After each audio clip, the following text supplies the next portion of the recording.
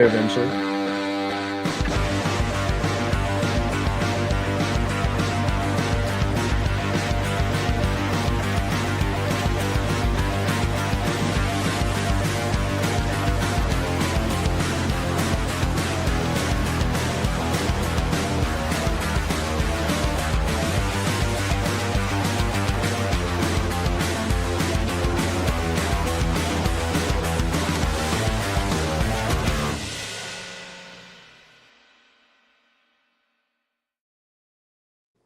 Woo! What's going on, everybody? I love it. I love it, Noah. I love it. A great podcast. That's the oh my god, greater now. That is awesome, Noah. Oh my god, this was in that looks Walmart. so tight. This is at Walmart in the kids section. It is mine. Is it really? Oh, man. It was $3. It was $3. It was a steal. Yeah, hey, that's awesome. You do you. So what's going on, everybody? How's everyone doing? Good. Trying to stay cool. I'm baking out here in Vegas, man. I can only imagine. It's hot over here too, man. It's like 100. Well, it was 110 earlier, but now it's like 100 right now. Is it really? Wow. 75, maybe 80 today. That's you know what's funny? I hate the dry heat. I really do. Nah, I take the dry heat over humidity any day. Like, Nah, that's where we differ, my friend. That's why I grew up in Florida, bro. I grew up in Georgia. I hated humidity. Today, sweating. Today we find out Danny likes being moist. All right, good night, everybody. All right, Danny is what was that movie, Old Brother? Where out there? Danny wanted to Nah, it's Deliverance. Let me hear you squeal, boy. 5 minutes into the podcast, and we're talking about a wet Danny and somebody squealing. How is everybody in the comments doing? Yeah. All righty. So, what's up, King Matthew? What's going on? And then Scott Walker's in the house. Thank you, Scott. Scott's already firing off questions in the comments. But guys, we are that Spider-Man trailer, boy. We got to talk about it because good God, did it ruin the movie. So all of you viewers watching, please, if you don't want to be spoiled, get off this podcast right now because man. And I apologize, I'm featuring technical difficulties with my camera, but I'll let everyone go round robin. Give me your thoughts on the Spider-Man trailer if you've seen it. Go for it. I'll start it, man. Some of the stuff that was shown, I kind of like predicted, someone like some other channels that I follow that kind of have breaking down the trailer and everything like that. There's still reports that possibly we may get Grey Hulk in it, fingers crossed on that one. They showed it in the trailer. Well, like if you're thinking of that scene where we see in whatever room that is and Sadie Sink or Jean Grey, as I'm still holding on to, has taken over him. He's green in that shot. It just the lighting makes him look gray, but he's green in that shot. He's green. And then there's another rumor that Keith David, who we hear in the trailer again, is possibly what was the one doctor that's the Jackal in the comics? I always forget his name, but they brought him Warren. Yeah. So there's rumor that what is his last name? Him. Yeah. That's like Warren Miles or some shit. I have no idea. Yeah, I'd have to. Yeah, that's right. Yeah, they brought him into Friendly Neighborhood Spider-Man last year, the animated series. The Jackal, there's Miles Warren. Miles Warren. Miles. We were saying the total opposite. Like, Miles. Oh, you guys were close. You were close. Yeah. So the rumor So is close, but yet so far. Yeah. Very nice. Thing too that I like that they're setting up is they're putting emphasis on MJ getting offers from a lifeless company, so they're thinking that we're finally getting Oscorp in Holland's universe because didn't have I Yeah. kind of like that. I What kinda is like the, that. what is the likelihood we're gonna all think that, and it's gonna be Roxxon? I was thinking Roxanne too, but you I know, love there's still Roxanne. that rumor about Joe Keery supposedly being Harry Osborn at some point. You know, so Interesting. you know, we'll see. We'll see. I was I like, could 'cause see also, see people are like were like fan casting him as Spider-Man. I guess whenever Stranger Things was big, like, oh, I wish he was Spider-Man. Right. I never saw that, but No, I I never could saw see it. Harry Osborn. I could see Yeah. Oz. yeah. All right. Anybody else? Check some. Thoughts? I- Ian, I'm you're checking the some real Spider-Man quick. fan, dude. I mean, I didn't have a problem with it. I felt like I liked. I will say this in my pros about it. I do like where it's going as a pro, just because I see it more of a street level Spider-Man. So I did like more of the action. We still don't know who Sadie Sink is. There, like I said, there's more guesses. There's more rumors on what she is. But I don't know, man. I'm kind of torn on the whole Jean Grey thing, but then I'm like, maybe it could be Jean Grey. I don't know. I don't know what they're doing. So I don't I didn't have a problem with it. If you're gonna hate me for my idea, so keep talking, boys. I was just gonna say I don't feel like this trailer ended up giving out too much. I mean, not enough that I haven't already seen, at least. Oh boy. I mean, other than like obviously, I feel it is pretty obvious now that it's Jean Grey. There's just too much going for it. And like if they were to subvert expectations on that, I mean, it would be cool, but like, would it be wanted? I don't know, because who knows. I liked the Hulk stuff. I liked seeing the Hulk. Believe it or not, I actually really enjoy seeing the Hulk in these movies. He's very underutilized as a character. And it looks like we're going back to angry Hulk, so that's kind of cool. It's Savage Hulk that they Savage, yeah. I don't know. I literally watched the trailer like 5 minutes before the thing, so I'm still forming some thoughts on it, on whether or not I actually like the direction that I'm seeing in the movie. So far, I think it looks pretty cool. I like that the Punisher looks like he's going to be a bigger part of the actual story rather than just a side character for a cameo or some shit. I like the dynamic that they're showing off with Ned and everybody, how they're like, they still don't know him, but he's like around. It's just kind of cool to see. I like seeing depressed Peter Parker. I think that's when his character shines the most. That's when he shines, baby. He really does. His heart and his genuine good personness really pulls through when he's kind of at his lowest, which is what you want in these really big Spider-Man stories, where you can show him overcoming that stuff rather than being perfect the whole time. Yeah, Spider-Man. I wasn't a fan of Spider-Man with a sugar daddy in Homecoming, and then the second movie. Did you just say? That's your spider daddy, thank you. His sponsor. Yeah, not a weird dynamic at all. I wasn't a fan of it. I wasn't a fan of him having the support of Tony Stark throughout the movies. The ending of No Way Home is the best part of Tom Holland's arc, because it's like, oh hey, it's actually Spider-Man now. We have him in his shitty little apartment in his shitty little suit, and he's alone, and he's sad. I think even more than that, it was the best like ending of that the movie maturity for Spider-Man. as well. The maturity of the story in general, and also just the fact that like him saving the day actually had consequences, like for his personal life.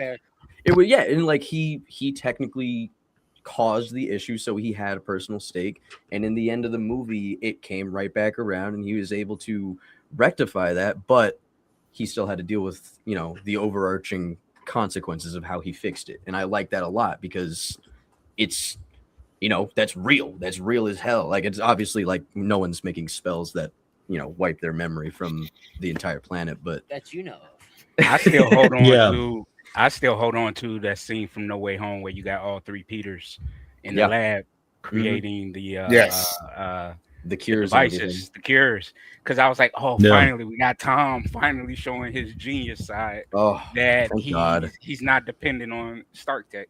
They showed it a little bit in Homecoming with like him making the web fluid. That was it.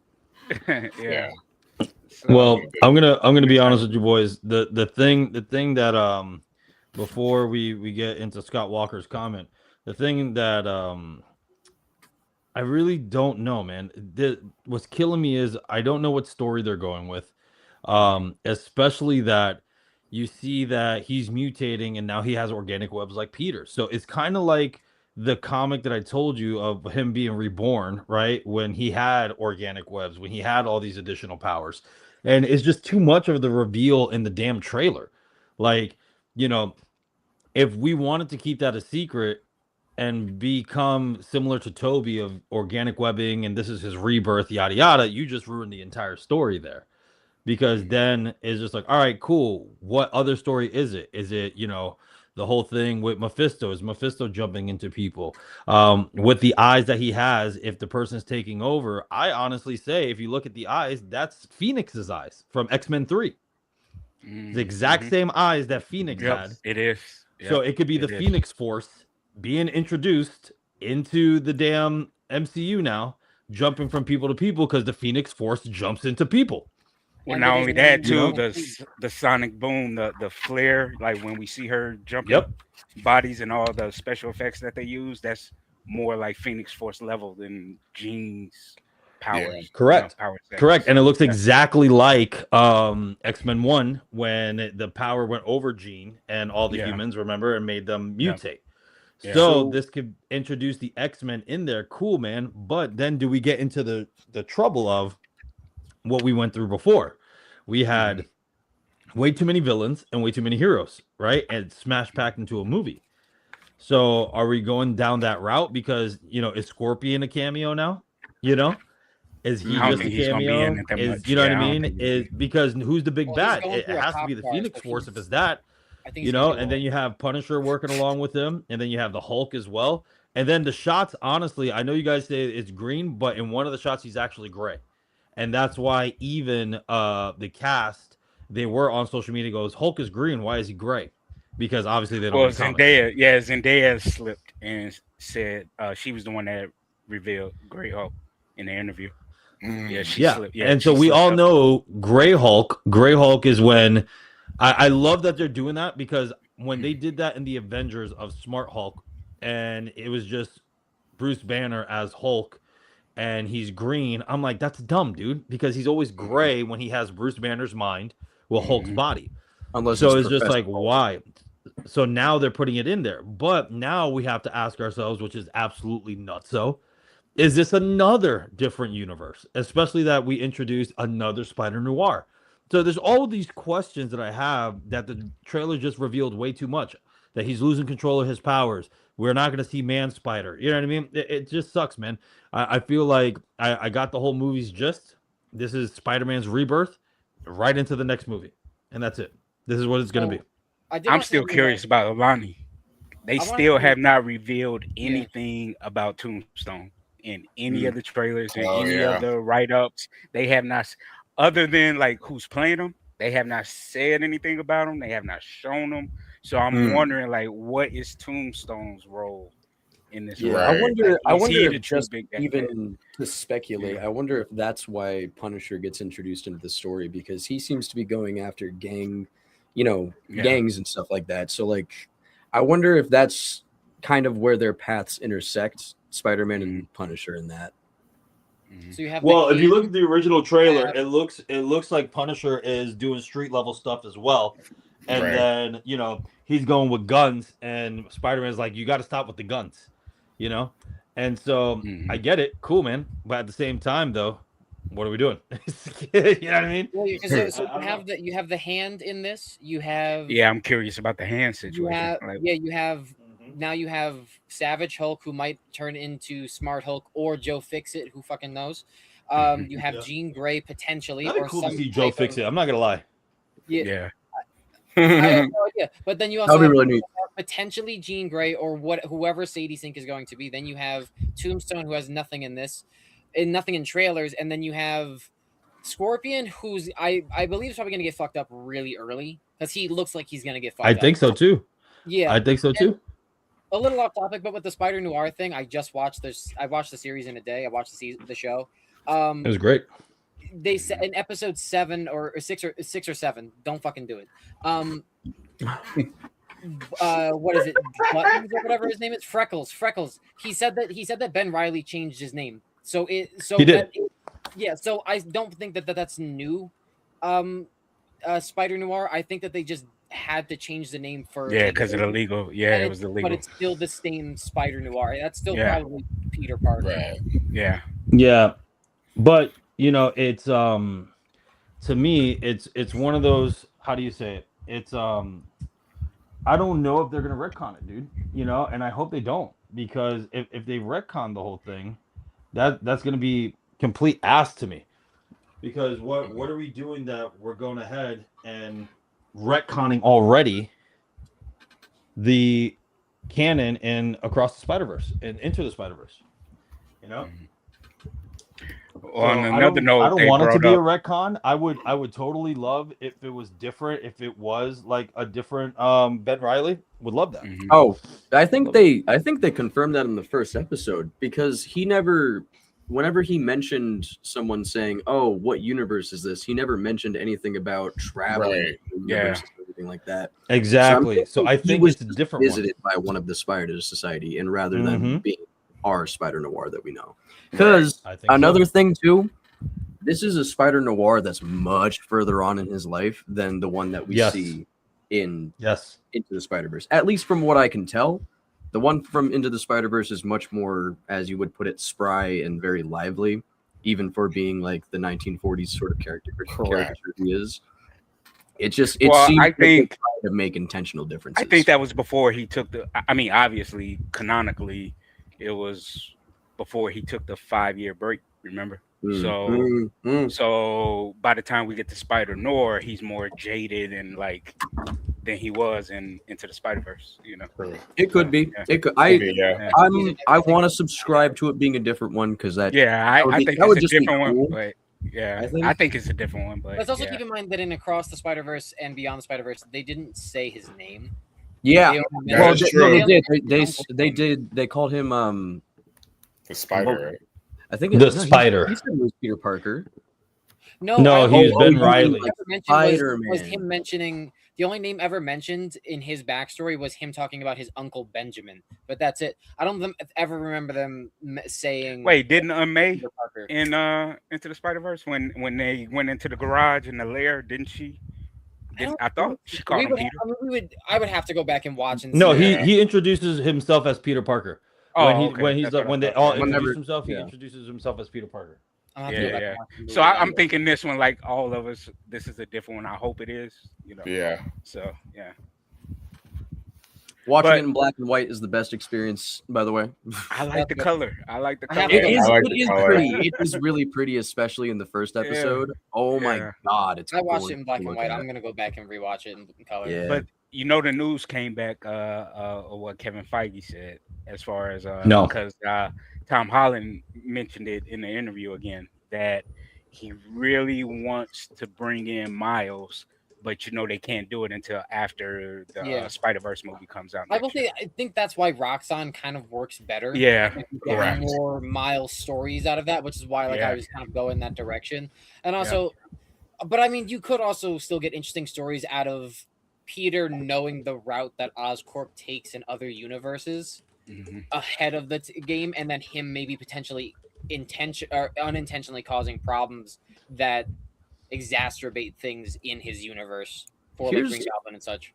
Here's actually the question that I raised. Do we prefer, if Miles is going to be brought into the picture, do we prefer that Peter is still around, or do we prefer that he actually... Well, I hope they do it like Spider-Man 2. I hope they do it like Spider-Man 2, where he takes a break a little bit. You know what I mean? And Miles kind of comes to the forefront, and then Peter is forced to come back. I kind of like that. I kind of like that character for Peter, though. That seems so out of character. Not after Tom Holland's journey. Not in the context that they put it in either, because it was he was going with Mary Jane. Oh yeah, a third world country to help do research to help that country. So he was still basically being Spider-Man, but in a Peter sense. And he was leaving the trust of the responsibility of Spider-Man in Miles' hands because he believed that he had the potential for that responsibility. I'm gonna be honest. Yes, the game was short. I really enjoyed the Miles game. I did too. I thought that game was really fun. And it was. I don't want Miles though with Tom. Miles deserves to be with Toby. He deserves to be with Toby or Andrew. One of those two. I don't feel like that. I mean, I don't know. I think it would be. I don't want a young Miles. I rather like, you know what I mean? Like, I want it to be like, okay, listen, we've already had the young Miles already. Yeah. Maybe have like maybe a little bit younger, but nothing like too crazy. You know what I'm saying? Like, I want it to be where if he does have a group, you know, it's his own group. You know what I'm saying? Like, sure. Miles, like 15, Gwen, 14. He like be something like the Web Warriors or something where like right. That's what I would love that. That would be cool. See if it works. Because then you can bring back Toby, you can bring back Andrew. You know what I mean? Exactly. Like you got to take into account. You know, we still got Donald Glover as his uncle as a Prowler. This is true. So I'm thinking Miles. I think by the time they bring Miles in, if they're still going to connect the Spider-Verse films with it loosely, like I could see him coming in being like 18, 19. You know what I mean? And Peter is like what, mid-20s at this point. You know what I mean? Right. So because there is that 4-year time jump with this movie. Yeah. So yeah. So like my thing is I really, really love the Ultimate Comics run, The Death of Spider-Man. I think it was like one of the most perfect ways for that version of Spider-Man to like go out. Because he went out as a hero and he was just a kid. Like he was, I think everybody was saying he was like what, 15, just turned 15 or something like that. And he just like he went out like a hero and he inspired Miles to, you know, use his powers for good rather than Miles having like an Uncle Ben moment. He had, I wasn't able to help him, but I'm going to use these powers to go for it. I really loved the original Ultimate Spider-Man run that Miles was a part of. That was just like such great, like coming of age storytelling. Correct. And the fact that, you know, like, I think it's Brian Michael Bendis who wrote that or something like that. I think you're right. Yeah, I think you're right. But like he just did such a great job making those characters and writing them in all these different situations that Miles basically just had to learn from himself because he didn't have the original Spider-Man there. He had Spider-Woman to a certain extent, but he didn't have Spider-Man there to teach him. So he ended up becoming so much more of like a kind of like an actual like Spider-Man like character where he ended up doing a lot of this stuff on his own and ended up becoming. Well, that's what the game. Hero. That's what the game did. With him and Genki, he pretty much Peter wasn't there to train him. Yeah, he learned on his own. And like you were saying, I agree with you. I think that does work. I prefer. I don't know why it is, but I prefer if they're going to make Miles like a Spider-Man, I prefer him being the only Spider-Man because it just helps sell the point that he is in fact Spider-Man as well, rather than Peter's always there in case. So I just want to see that black and red suit in live action. That's what I'm talking about. Hold on. So guys, go ahead, Noah. I was gonna say because from playing the Insomniac games and having the arc where Miles learns the responsibility of Peter in the way that they did it, where Peter gets to live. Even though they really teased his death in the beginning there with Rhino, which is really funny because he took on the Sinister Six and then he almost got bitched slapped by Rhino. Whatever. In the first 2 minutes of the game. Yeah, I know. What a great segue. In the second, what a great segue. I know. And then in the second game, he takes on the responsibility of being Spider-Man even more so than Peter himself, because Peter's being, he's falling behind because he wants to be Peter as a scientist, and then also, the symbiote making him a dickhead. I hope they go the horror route like they did in the game with the symbiote. That was, dude, it was chef's kiss. We also apparently missed out on so much Venom gameplay, according to Tony Todd. But whatever, maybe we'll get that later on. But and then they fight. And he takes on and beats his mentor. Like they did it so well to the point where like I'd be afraid that how are you gonna replicate that, but also make it different so it's not the same storyline. Yeah.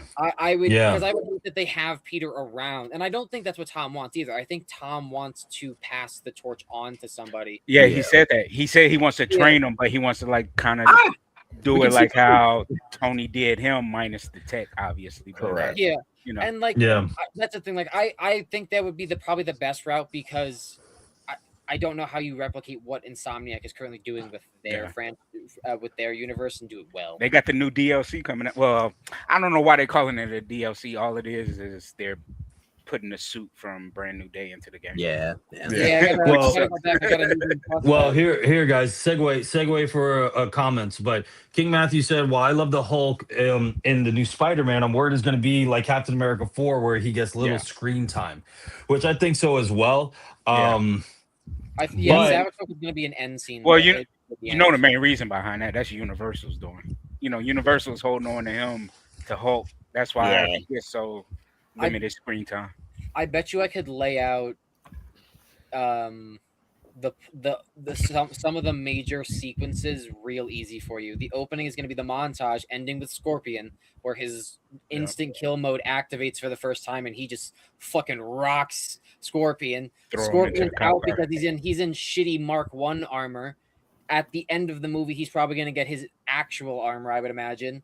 You're going to get the scene with Punisher and Spider-Man chasing down the truck with possibly Sadie Sink in it, but I think the old lady's in that truck, if I'm not mistaken. Yes, she is. Yeah, so I think whatever's possessing that woman is she's in the truck. That's in the truck. You get the lead up to what I imagine is going to be the raft. They're probably going to take that armored vehicle to the raft, or that possessed person to the raft, and then the Hulk thing is going to happen at the end, because it's going to be the possession thing that's happening across the city, and Spider-Man's probably going to die. Oh, you know what? You're actually so right. Probably. You think so? About Jean Grey. Okay, I'm gonna say Jean Grey, but it could not. I think it's Phoenix, dude. Pure speculation. But I have a feeling Noah's probably right on that Jean's gonna make Bruce take off the thing, and then he's gonna turn into the Hulk. Maybe, but they show that in the trailer. So because what's going to happen is there's going to be something is going across the city that is possessing people, and basically it makes them look like their brains are turning off. So what it's doing is it's turning off Bruce's brain, but it's not turning off the Hulk's brain, because he's there, because Gamma mutates in the Marvel universe are magic beings. They have blockage towards magic as well, because Gamma is a whole weird fucking thing. And they confirm Sadie Sink's power has traces of Gamma, so that's how Peter's like tracking when she's jumping from body to body. She's not a mutant then. So if Gamma. And then here's one of the biggest things is in that like trailer. I guess like I don't know who that company was, but they were like, for some reason you cannot get possessed or whatever by that object or whatever that thing is. It's only everybody else but you. That's why we need you to try. Him and Frank, because if you look at the shot, Frank isn't affected when everybody else is freezing in the street. That's because he's hardened. That's just because the Punisher's badass, dude. This guy. He's also not susceptible to mind control of such things as well, because of his trauma and his willpower from being in the army and also losing his family. So he's kind of so fucked up in the head that it doesn't affect him in the same way. And they show that shot of Zendaya and Peter trying to fix the device that Bruce wears to hold that. Yeah, they're trying to fix Savage it or Hulk might be in the movie for a bit longer than we think. Mm-hmm. My question is probably. Oh, sorry. Like, I'm still curious. Like, what does the hand have to do with this? Like, what does Daredevil have to do? So yeah, that's what I have a feeling we're gonna be seeing Daredevil in this movie. I have a really gigantic, like massive, like it's going to be in there. He's not going to be very long for sure. It's 2 hours. Yeah, it's over 2 hours, guys. So it's a situation that the runtime is very, very similar to No Way Home. So, 2.5 hours. But with that being said, we got Scott Walker has been patient, so he's been putting a lot in the chat. So let's go see what he has. 2 hours and 30 minutes. Yeah. Hey guys, how's it going? It's about time I use he sees Hulk and Spider-Man. That's funny. Yeah.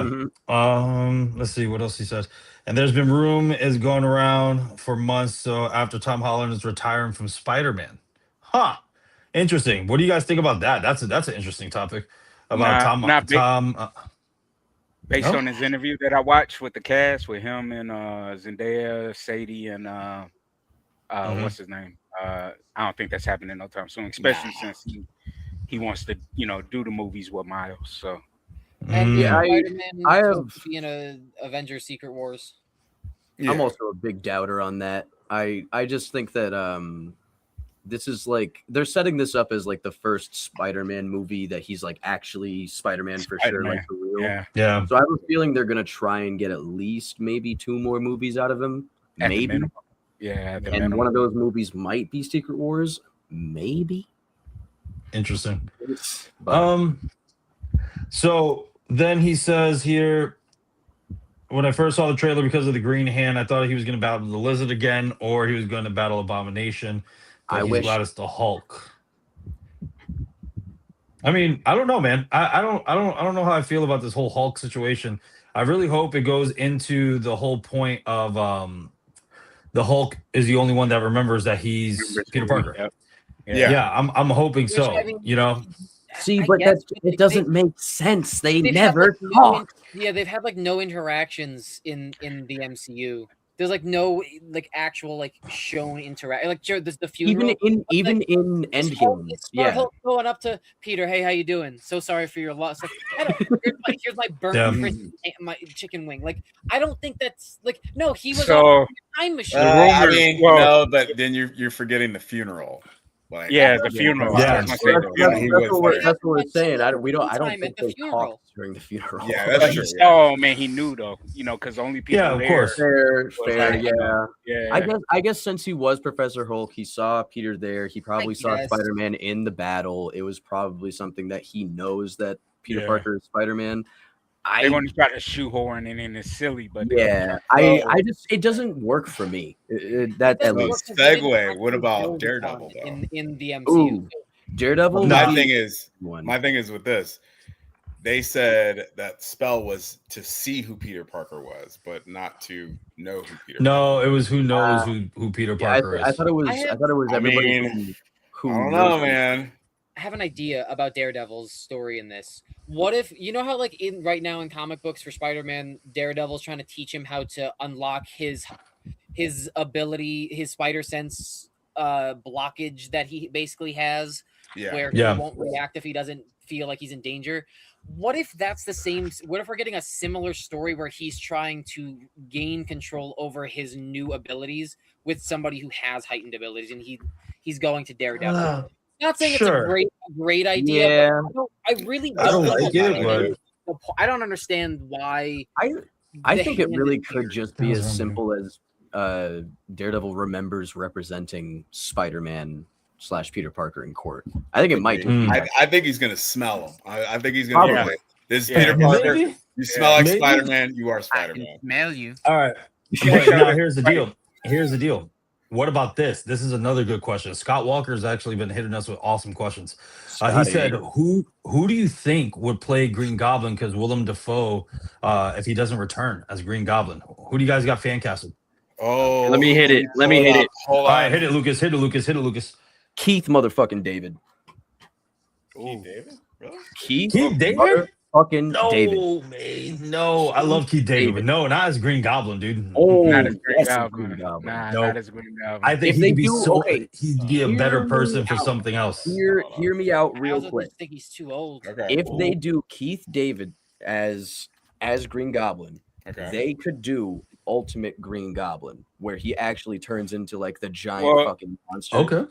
They already started to do that in Amazing Spider-Man 2 with the dude that played Harry. But they never bit the bullet on it. I don't think so. Because you saw his hand. No, you saw his hand and everything, and he was turning into a Goblin. I would say, Marcus, I hear your point. Yeah, I can hear your point, but I don't think he would have turned into Ultimate Goblin. I think he was just turning into Green Goblin, similar to like a Joker situation. Like he's just turning, so there's no mask. The pointy ears, green face is going to be him, not like a transformation like Lucas is saying. I really do think that Lucas is onto something. I think that would be dope to have a big Hulk like, Green Goblin. That'd be fire. Like Ultimate Green Goblin is fucking horrifying, dude. He's Oh, got yeah. like magic. He shoots fire out of his head at one point. Yeah. It's insane. But also just like Keith David's, an amazing actor. I think he is fucking circles who around he him. could be though? You know who he could be? Who? And they can introduce Alistair Smythe's dad, Spencer. Oh, yeah, he could be that. That would be Spencer, awesome. Spencer was an evil dude, man. So yeah. Web of Time mentioned. Yeah, I like that. Okay, cool. Ian, who you got in live action for Green Goblin? Yeah. Oh, Jason Isaacs. Ooh. Jason Isaacs. Okay. Yeah, he fits that role. Perfect. And I think, if I'm not mistaken, he's a redhead, which would be perfect. I think he fits that role. Yeah, he has that father mentality of, you know what I mean? Like he could play that evil role, father mentality. I do like that. Yeah, you're talking about Lucius Malfoy over here. Yeah, the only thing that I worry about though is you want him to go crazy. Does it make sense? Like I want that range of acting, so I don't know if he could. Have you seen him? No, he can. You saw The Patriot? Oh yeah, with Mel Gibson. That's true. Yeah, dude, he was straight up psychotic. I got one. You guys are not gonna like it. As old as he is, I still think he can do it, even though he said he retired from movies and stuff like that. We need a funny, crazy goblin. I still say Jim Carrey could play the role. Yeah, as a funny, crazy goblin. Yeah. Doing the whole jokester. Yeah, do the whole jokester laugh. That would be kind of ideal. Yeah. Or if you want a younger goblin, okay, I say the what's his breath from Star Wars, and that was Joker in Gotham. Oh, Cameron Monahan. Maybe okay. Hear me out though. As a Harry Osborn goblin, yeah, he would be perfect as a he would be more perfect. I think rather than Norman, isn't he almost 40 though? Yeah, he's like in his 30s. He's like early 30s, something like that. Yeah, he looks young as AF. It's just a little too close for comfort on my idea because he would have been out of high school about like 10 years prior to Peter. Yeah. Just like it doesn't. In my mind, it doesn't make sense. I'm sure it could make sense if they wrote it into a movie, but it would because like look what they did with Spectacular Spider-Man, where Eddie was like much older than you know what I mean, Peter. Yeah. So they were around the same age. Yeah, it's true. Marcus, by the way, Scott is with you on Who Should Be Miles. He said it should be the kid from Cobra Kai. Yeah. Kenny. 100%. Yeah, 100%. 100%. I like it. I like it a lot. I do like that. It. Listen, fan casting for Venom though. Alan Richardson, whatever his name is. Alan Richardson. Whatever his name is. Alan Richardson. Here's my thing. He does really good dramatic. He does really good dramatic, but he also does really good like hero dramatic. Very good. Yes, you know what I'm saying. Yes. Well, so if he were to do make him an anti-hero. Well, that if he were to do like Venom, I feel like it would end up turning into like a Thad Castle type of like almost like goofy villain. Right. And that's just that's more like Jack Reacher. I could see it, but like at the end of the day, I mean, do we want him to be an anti-hero right off the bat, or do we want him? No, I want him to be bad. But also, Alan Richardson can be a serious. He's been in serious roles, and he's done very well in serious roles. So I don't see him having a problem being in the villain role of Venom. Honestly, I don't care. Like, I don't care who you cast. I do care who you cast on, but I don't have like a fan cast per se. But give him a fucking emblem first off, and make him hulking, make him fucking beefy. Yeah, I don't like Slim Venom. Slim Venom does not reek scary. Oh, and make him look like a fucking monster. Don't give him this guy. Agent Venom. Cool, I don't want Agent Venom either. I don't want. I don't want Agent Venom for a long time. Oh, for a while. Yeah, give it a minute. Yeah, not yet though. Not yet. You know what? You know what? I really would like, Especially guys. not with this Honestly, Flash. No. I know you guys are probably not going to be on board with this, but I would definitely like if they actually bring Tom Hardy back, not from his universe, right? Because you know how he's split into the different universes or whatever. I would love it's a variant. It's still Tom Hardy, but now we get just like the post-credit scene of Venom going after him. You know what I mean? So it's a different variant. It's still Tom Hardy, but we still get the monstrous Venom. We still get it, and he fights Spider-Man finally. I would love that. When you say variant, do you mean like a variant? Oh, sorry. I'm just meaning like, do you mean like a variant in Tom's universe? Like it's just Tom Hardy's character that's in Tom's universe? You mean like from? No, because he traveled. I don't know if I like that though. I don't know if I want him to be different. Because since he split in universes, remember, Venom talked about hive mind, all this stuff, and then they split into the universe and all this other bullshit, right? Remember, the end scene was retcon for Venom 3. But what if, right? Like the series, what if in Tom's universe that didn't happen and he didn't get transferred? Do you see what I'm saying? Correct. Do you see what I'm saying? So it's kind of like a different universe that happened, Tom Hardy's story, but in Tom Holland's universe, he didn't disappear. That he's still there. Let me ask you all this though. There's 2 shots in the trailer in the prison when Peter is going up against the hand, right? Yeah. Remember how you see all the hand in front of him? It's like 8 of them, 10 of them, or whatever. And Peter is on his knees and his eyes change. One shot we see him with the web shooters. But the shot where he breaks the sword without it, he doesn't have the web shooters anymore. Right. Yeah. Did you chalk that up to just bad editing, or do you chalk it up to like what's going on in the scene? I think they might be trying to throw you off. Either they're trying to throw you off, or that's like right when it activates. Yeah. No, because we see it earlier. Remember when he's like testing it and the web shooters explode off his wrist? Yeah. You see the organic coming out his wrist already? Thinking a little outside of the box, what if he's still trying to use his regular web shooters? Like not. What if that's why I was asking. Like, what do you all think if it's him trying to do? I'm with Noah though, because Marvel has done this in the past. I'm sorry guys, my camera keeps changing colors and stuff like that. Is being weird, but anyway, the deal is I'm with Noah because we saw how they had bad editing in their trailers, like. All of a sudden Andrew Garfield's kicking nothing in the middle of the air. We knew it was going to be Lizard or some other thing, and it ended up happening, right? I could chalk it up to be in that trying to throw you off in bad editing, like Marcus said. But I'm not opposed to Lucas's idea. I'm not opposed to that. Hey, he tried to use the web shooters. It's not working because they exploded or whatever. And that would explain how he got all those webs if they exploded everywhere. And then he just wraps everybody up. Yeah, he does that move. Yeah, that torpedo move. He uses his ult attack. Yeah, there you go. Right, ultimate combo. You know what though?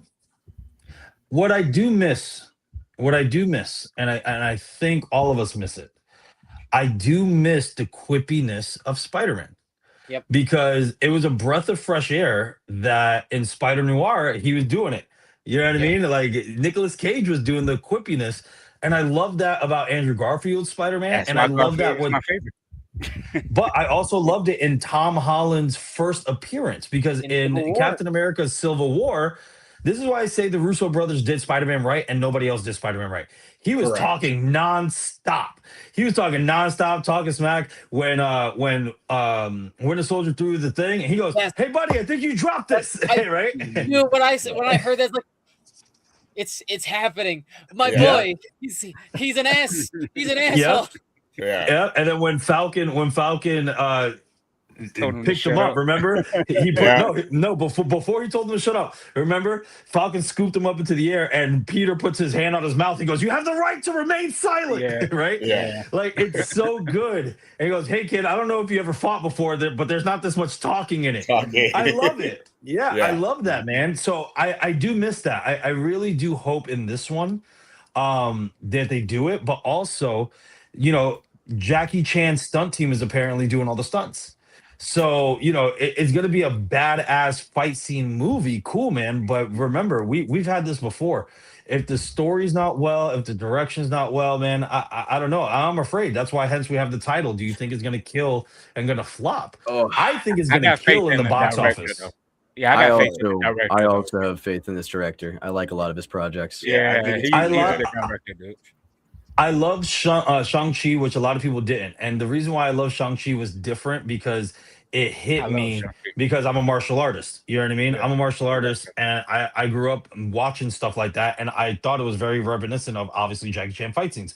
So that's why I loved it. But when you really look at the story of it, it's not that great, But look what he did with Wonder Man. Look what he did with Wonder Man. I mean, he's not the writing these movies. He's directing them. He's getting hired to. I mean, put his vision on them. Yes, but at the end of the day, it's still the MCU Spider-Man movies have been getting progressively better. Like Spider-Man, Homecoming was my least favorite. Far From Home, I only liked it for the end credit scene because you saw J. Jonah Jameson. That was literally like that was like. I jumped out of my seat when I saw J. Jonah Gyllenhaal as Mysterio. I do like underutilized. And he was. His whole villain arc was because his I know the fucking piece of technology made was called Barf. That's what his villain arc was.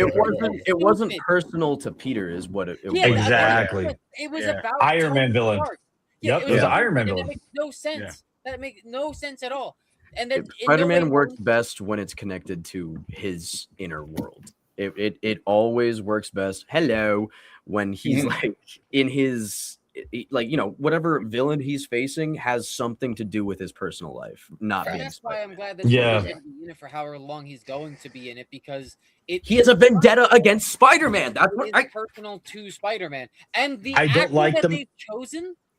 Yeah, I know. No mask. No mask is weird. I'm telling you, this is a Mark I suit. He's gonna get fucked up severely by Spider-Man when he uses his Ultra Instinct or whatever you want to call it. And then we're gonna see sometime later on in the movie he's gonna have an updated suit. You think he's gonna the Vulture just disappeared? Do you think Jameson's gonna be his hanging out? Oh, maybe. You think Jameson's gonna be the sponsor for the suit? Maybe. Oh, who did you say the sponsor? So in the comics, Jameson was the one behind Scorpion becoming Scorpion. Yeah. Oh yeah, 100%. Yeah. So you think? I think it would be stupid not to. That's just such a fun comic point.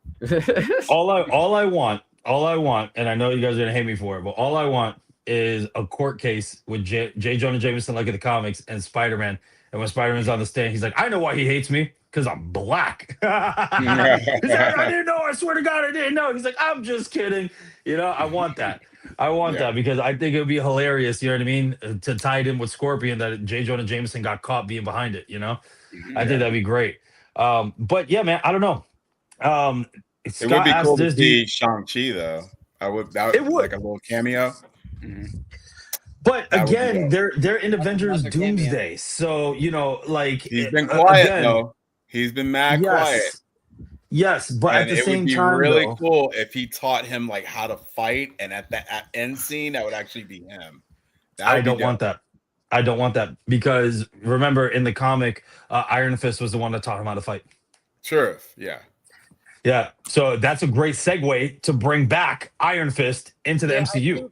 I think Shang-Chi, he went to Shang-Chi after he lost his abilities, right? Wasn't that how it worked in the comics? At some point he lost his spider sense, or he lost his abilities, and Shang-Chi was helping him bring it back. Right. It wasn't. Yeah, but Iron Fist was the one that taught him how to fight. No, I know. I'm just talking about a different comic line or storyline. No, it's the same storyline. He lost his powers, so he lost his powers, and he didn't know how to fight. In any, anywhere close to this story, I think I might have an issue. But I don't think that Shang-Chi is going to be in this movie. So we're going to address this question. Yeah. Absolutely. Yes. So okay, guys. So in the rumor is, and spoilers for anything, and I hope it's not true, but with all the leak stuff that I've seen for Doomsday, it may seem true. The very first scene opening is Wolverine, Deadpool, and then you see Tobey Maguire's Spider-Man. So basically, they're in the same universe and they're fighting all these people, and then an incursion happens and basically kills all three of them in that universe. So I don't like that. I really don't. I don't like it at all. You could have gotten other characters, no-name characters or whatever, that we haven't seen before, like third-party people, you know what I mean? And be like, oh, shoot, look, they finally brought them into a movie and then kill them off. I know a lot of people won't like that either, but that's way better than killing off 3 of your main people that bring you money. You know what I mean? 3 of your main people that bring especially you money. When Jackman came back and said that he wants to continue playing. And especially that Ryan Reynolds said that he wants to do a movie, full movie with Spider-Man. Yeah. Come on, dude. You're giving him the opportunity and then kill him. That's the same. I would have the same feeling when they brought John, God, I can't speak today, Krasinski into Mr. Fantastic. All of us wanted him. All of us wanted him as Mr. Fantastic. And he comes on screen and dies immediately. And you don't even give us Emily Blunt. You don't even give us... I know I wanted Emily Blunt as Sue so bad, man. I wanted Emily as Sue. and then insult to injury. Even though I did enjoy it, I didn't think it was top tier or anything. I just enjoyed it. In Fantastic Four, you don't give us what we want. You give us Pedro Pascal. Yep. Like, no offense to Pedro Pascal, but like, he's just Pedro Pascal in every movie. He played pretty much.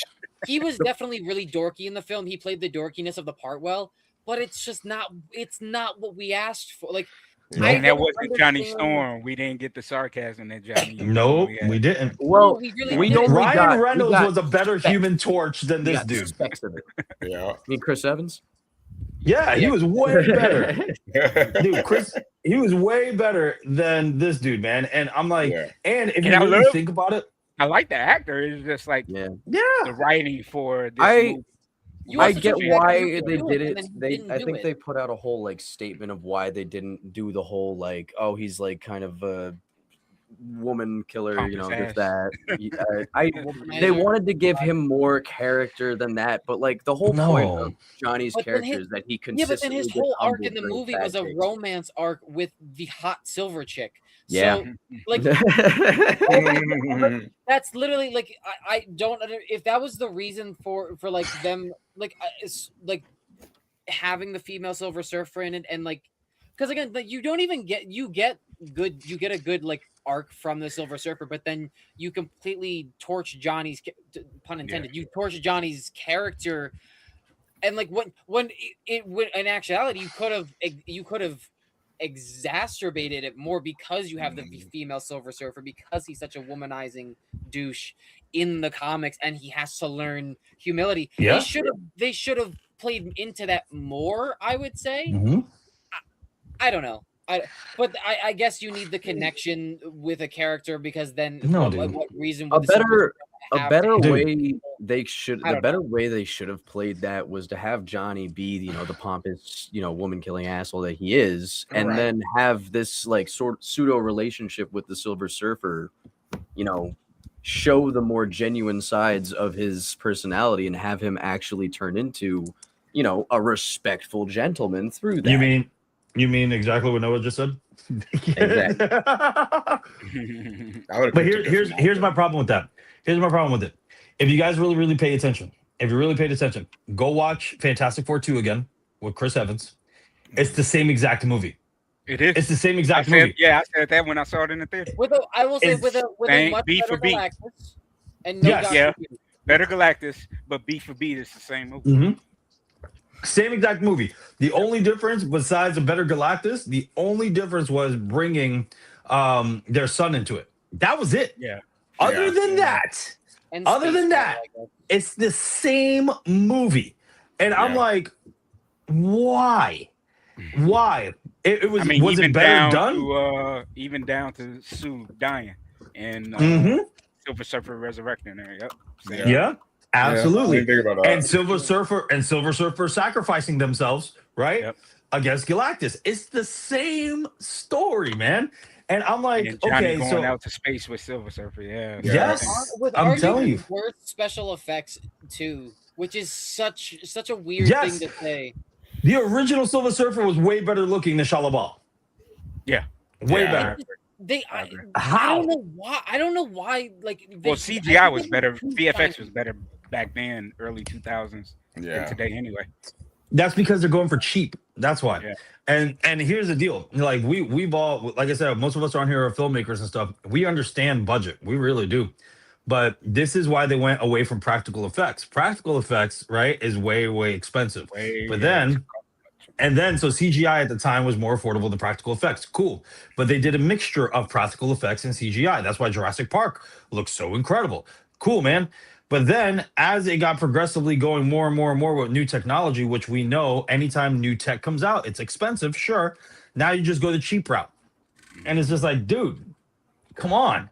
You know, how that in Pirates of the Caribbean, Davy Jones looks way more better.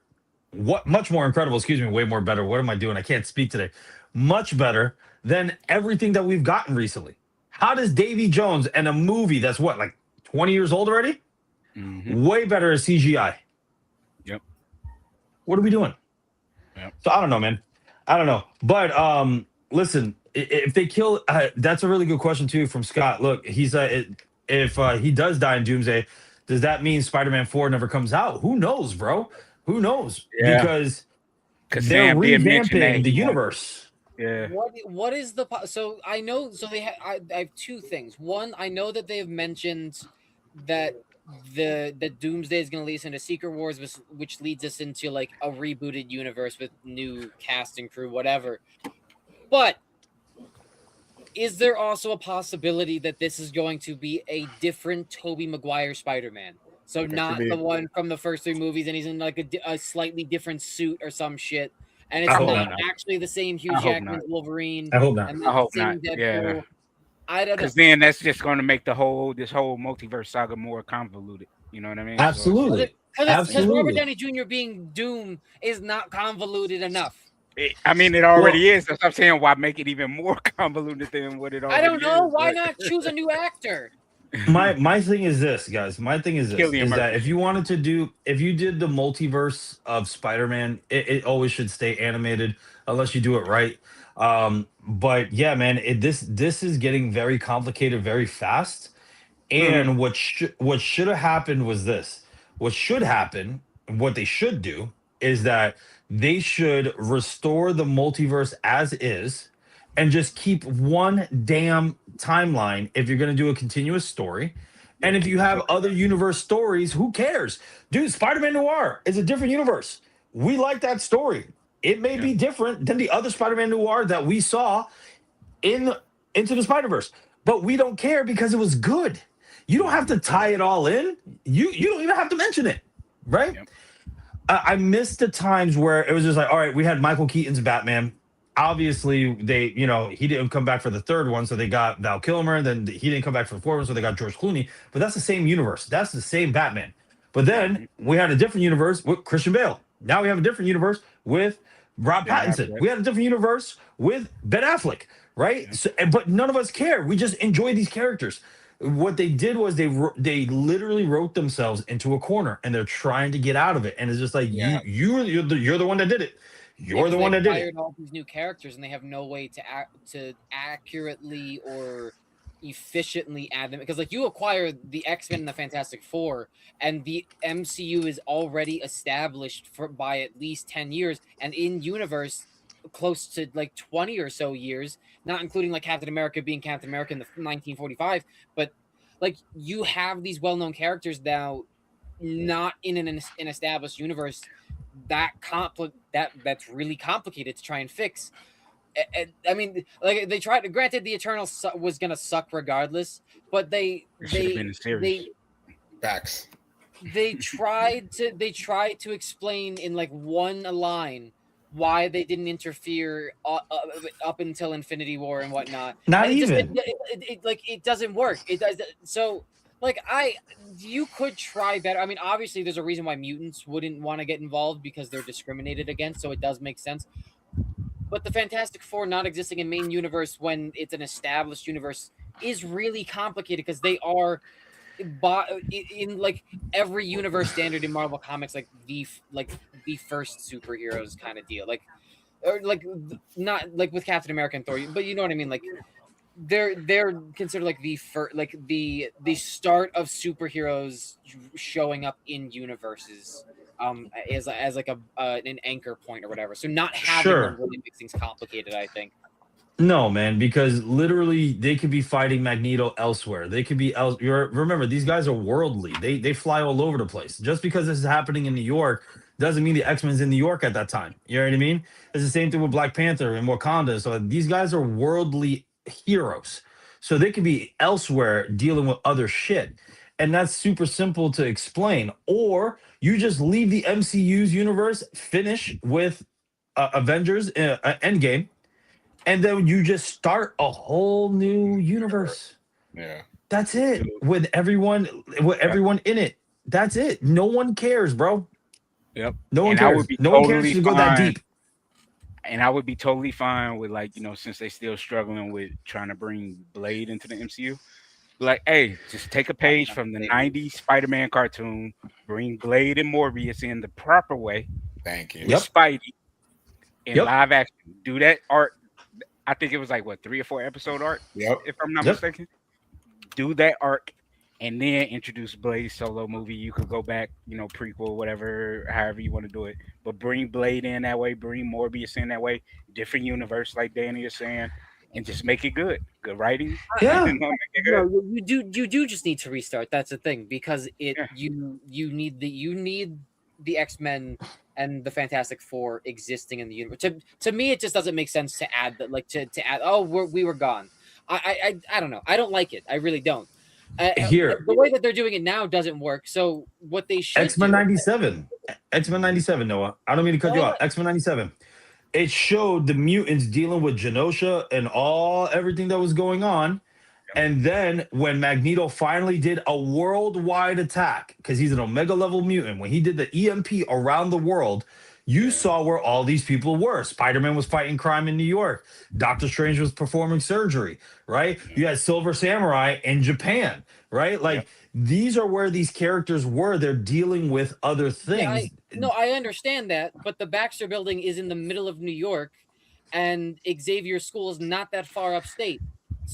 And again, these characters are pivotal in Spider-Man's story as well as they are to his story. Correct. And they have important story arcs in the Avengers and other characters that have been introduced as main villains. Like, so to not have them around, and then to them to only be slightly introduced in Multiverse of Madness, I do think you just need to restart after this movie, after this franchise. Like, and I'm gonna advocate for TV series.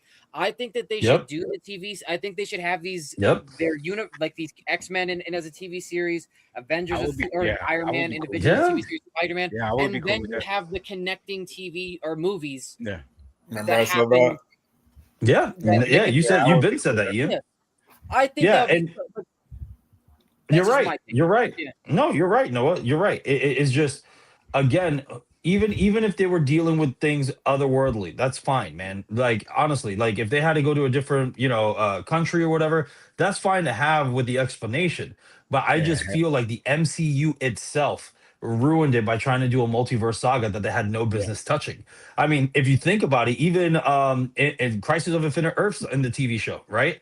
Mm-hmm. They did it pretty damn well when everyone's getting erased and all this other jazz. It was good how they did it similar to the comics, but at the same time, though, they did it right because they didn't have to write themselves into a corner. Well, so what they did, where they screwed up at, they should have. Danny, you know this because like you're more of a writer than I am, but they should have really created a Bible as far as a plan of like how to navigate this multiverse. Because the way they did it, and us as filmmakers, and not trying to say like the normal moviegoer doesn't pay attention to it, but the normal moviegoer doesn't see it as far as like blocking out the story. How you could tell that this multiverse has just been writing one movie after another and trying to like take little pieces and connect the dots, and like you said, it's backing them into a corner. Where they should have had this Bible where like, okay, if we go this route, like remember like if you took IT classes, you got the yes and no charts. Like if you say yes and you go this route, it leads to this. If you say no, it leads to this. You know what I mean? They should have mapped it out where like, okay, this is how we do it, and this is how we could weave it back together. And even if we have different universes, you know what I mean, it still works. That's why Into the Spider-Verse is still, to me, Into the Spider-Verse is the best Spider-Man movie. Yeah. You took multi-level characters. I agree with that. They all had their stories, right? Their own individual stories. You briefly explain it. They come in here, they work together, and they went back to their universes. Awesome. You know what I mean? There's no like, oh yeah, now in this movie, we're just gonna do Gwen and Spider-Ham, and then we're gonna do this movie. Like, no, man. Yeah. Now you got a second, all the multiverses are coming together. Why? Because of Spot. Spot was breaking into the multiverse, and now you have Spider-Man 2099 going, oh shit, I gotta fix all this. Damn you people, right? Yeah. Great segue to bring other characters in. I mean, this is why I still say Madam Web, you still can do a Madam Web movie, a true Madam Web movie, bringing all the Spider-Men together, because at least Sony has a grasp on it. You know, they don't have a grasp on everything, but they have a grasp on that, you know? Yeah. My question is, so I'm not like I know a little bit about like the incursions shit from the like Marvel comics, and I'm not super like well versed on it. But correct me if I'm wrong, incursions didn't happen just because the multiverse existed, right? Like the multiverse was a thing already.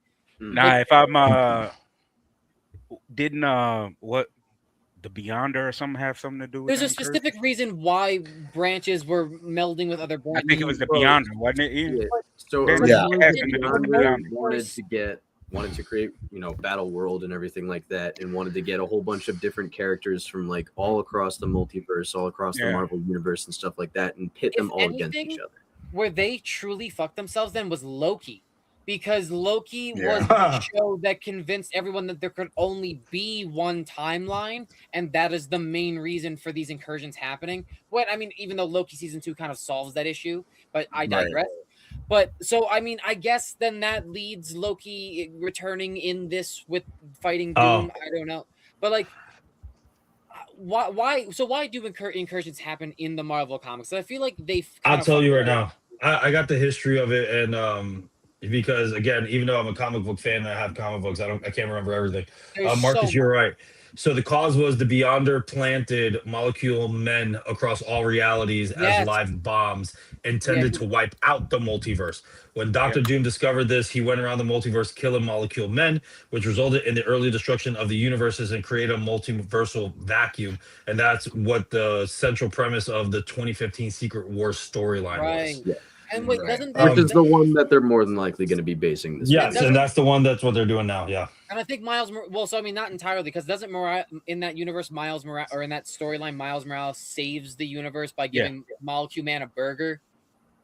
Something. I don't remember. I'm pretty sure. I remember he saved it, but I don't remember. Molecule Man says that he's hungry, and Miles has a burger in his pocket, and he gives it to him, and that's why he spares the universe. I'm almost certain that that's that storyline. So who fucking knows? Maybe that's why. Maybe that's why the actress that is the actress from Stranger Things, that Caleb whatever, is doing all his parkour training. Maybe he's gonna be your Miles. Maybe he's coming in and giving the burger to Molecule Man. So this is this happens in the comic. It or not, but that indicates things for me. All right, so this right here, it says, basically they were trying to fix everything, and they were all struggling with the moral weight of their mission. Ultimately, the efforts failed, resulting in the collapse of the entire multiverse into a patchwork called Battle World, governed by Dr. Doom. So that's what they're going for right now. They're doing all the multiverses crashing, getting destroyed. The whole multiverse is going to get destroyed, and then we're going to get Battle World with Dr. Doom, which is probably what their Secret Wars is going to be about. And Battle World is basically essentially what they're going to do here to refix everything. Which again, man, it's too much. It's too much, man. It's too much to keep track of. It's way too much. This is why their movies are failing bad. They don't understand. They're like, oh, we just got to fix it. We just got to keep giving more and more and more. Dude, just stop. Just stop. Start from scratch. Where's Doctor Strange? Like, he is a pivotal part of everything that goes on with the multiverse. They left a very open-ended end credit scene in his movie, and he is nowhere to be found on the docket for this year, next year, or before Secret Wars. So where is Doctor Strange?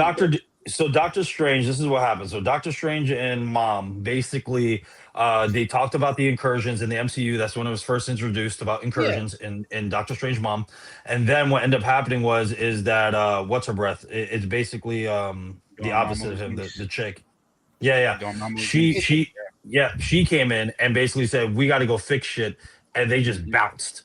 You know what I mean? And so he's been gone this entire time. They may introduce him back into this one since it does have to do with incursions. Well, you know, they're setting up his school because Ironheart set up what's her name? But again, nobody cares. Nobody cares. Nobody watched these damn shows. Nobody watched the shows. I did. And I don't care either. Yeah. It's also not going to matter for resetting everything. None of it matters, dude. And that's what I'm saying. What they need to stop, because the success of Spider-Man is what's basically trucking you along. Focus on Spider-Man's story. Just leave it alone. Leave everything else alone. Stick with Spider-Man's story and just keep it moving. That's all we need. Just keep it moving. I still feel with this like they still need to bring the Beyonder in, and the rumor is Henry Cavill is supposed to. They want Henry Cavill to play the Beyonder, but I was like, dude, if you bring in the Beyonder, too late. But if you bring him in too late, though, if you bring him in too late after Secret Wars, it makes no sense. Exactly. You know? Spider-Man. He'd have to be in Spider-Man.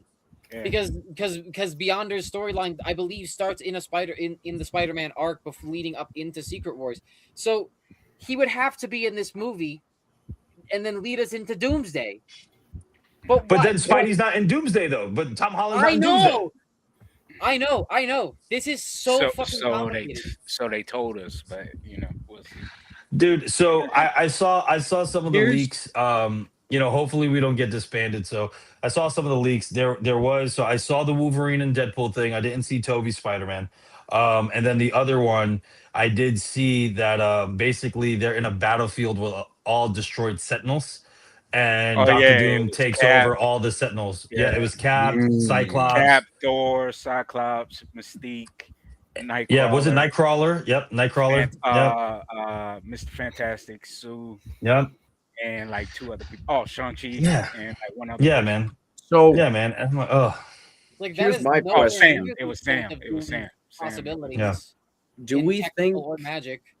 Do we think there's a possibility that this movie ends with Spider-Man getting on one of the arcs that the Fantastic Four made for the incursions? I think that's why he's not in Doomsday. I think Spider-Man's gonna quote unquote die, and then we're gonna see him in the beginning of Secret Wars with the black suit. You want me to be dead ass honest with you? What I think and why he's not in it? Why? I think they're gonna put Tom Holland in Across the Spider-Verse. I think he's going to get transferred into a different universe. Mm-hmm. That would be quite the wah-wah-wee-wah. Yes, I really do think so. If they kill off Tobey, whatever, but I really do think the reason why Tom's not in it is that they're going to snatch him somehow, whether it's a Madam Web movie or it's going to be Across the Spider-Verse. I'm really leaning towards Across the Spider-Verse. We possibly Miles come out with him. Yeah, that would be cool. Yeah. Correct. I like that. As long as he doesn't turn animated, because that's like they even said it in their the Across the Spider-Verse or Beyond the Spider-Verse kind of showed that they have their own genetic makeup of what they look like. Yeah. I mean, they I don't think showed he'd be animated though. Yeah, they showed Andrew live action. So I don't think and then they showed Donald Glover as the Prowler live action in the suit. And the suit looked good too. Yeah. That's the suit looked really good. I don't think they're going to, but I'm just saying I hope that they choose not to as well. And I hope that rumor. Sorry, go ahead. I hope that rumor of Tobey, because Scott has been filling up the chat. Thank you, Scott. We appreciate you a lot. He's been filling up the chat with he thinks Tobey would save the MCU. He's also thinking hey, should we finally get the Spider-Man 4 after this? I don't know, man. And like I said, Scott, it really, really depends on what they're doing. Because if Tobey, if Tobey dies, this is Spider-Man 4, exactly, Lucas. But I can also see this happening as well, guys. I also can see this happening as well. If they do show Tobey with Deadpool and Wolverine before the incursion happens, I can see him getting snatched and into the Beyond the Spider-Verse. I can see him getting snatched as well. because remember in the comic book storyline where all the Spider-Mans are together in this battle, right? In the comic, they do go, "Hey, isn't that the dude from Seabiscuit? Yeah, I swore I saw the guy from the Facebook movie or whatever." Like that's incredible. Yeah, The Great Gatsby or something. Yeah, he said it. And so I would love that actually happens if it does show up in Doomsday, that he gets snatched and he doesn't get killed in the incursion. If he shows up, if that rumor's true, he does show up. So I don't know. Do you guys think so? So obviously we're all on board saying the Spider-Man movie is going to be great. We think it's going to hit the box offices, right? We don't think it's going to be trash, even though I think they spoiled the movie. But I think Doomsday is going to do worse damage. I really do. I think Doomsday is going to do a lot more damage than good, even though they have the Russo brothers. It depends on if all of these images and stuff that I'm seeing that are like leaked, at least like just the images that I'm seeing are leaked and like they're real, because I don't like what they're doing with Captain America. I don't like the whole now he looks like a hobo part like situation. Well, I think they're officially going for him to officially be Nomad. Yes, he's supposed to be Nomad. He was pretty much already Nomad. Yeah, I know, but they want to make him officially Nomad. You know. I mean, it would be cool. I just don't like it. I think Captain America is like one of those characters that really likes to stay. Here's your problem, right? Here's your problem. Avengers Endgame was a 10+ year story arc of over 20 films. And I think at that point there's maybe one TV show tacked onto that. I think I might be wrong on that, but like because you also have to include Far From Home, which is included in that story arc too of the Endgame storyline. So it's over 20 films. It's well over 10 years because Infinity War is the 10-year anniversary of because it came out in 2018. So Endgame came out after that, and then Far From Home was in the 2020s. So like over 10-year story arc that you have with Endgame. They have not given this time to breathe at all. Exactly. And all of the movies that they've made after Endgame and after Far From Home is not a build-up towards anything. It's just them throwing characters at you. Right. Yeah. What is the Marvels? What are we getting out of that? Where are all of our Marvels? Well, that's why I think Kang, the whole situation with Jonathan Majors and Kang, that's what derailed everything. Destroyed any semblance of any overarching story that they could have had, because Ant-Man Quantumania, I know not a lot of people are big fans of that movie. I enjoyed it. I liked Kang's part. It was a decent film. It wasn't awful to me, but until the ending. It was just like it was one of those things where like Jonathan Majors got used so heavy in that movie that he felt like a lesser villain. Yeah. Dude, no, it's you know what it is? I'm telling you right now. It's this. First off, how are you gonna have an Ant-Man movie and it's not about Ant-Man? Number one. It was about his daughter and about his wife. It's like some weird love triangle with Bill Murray.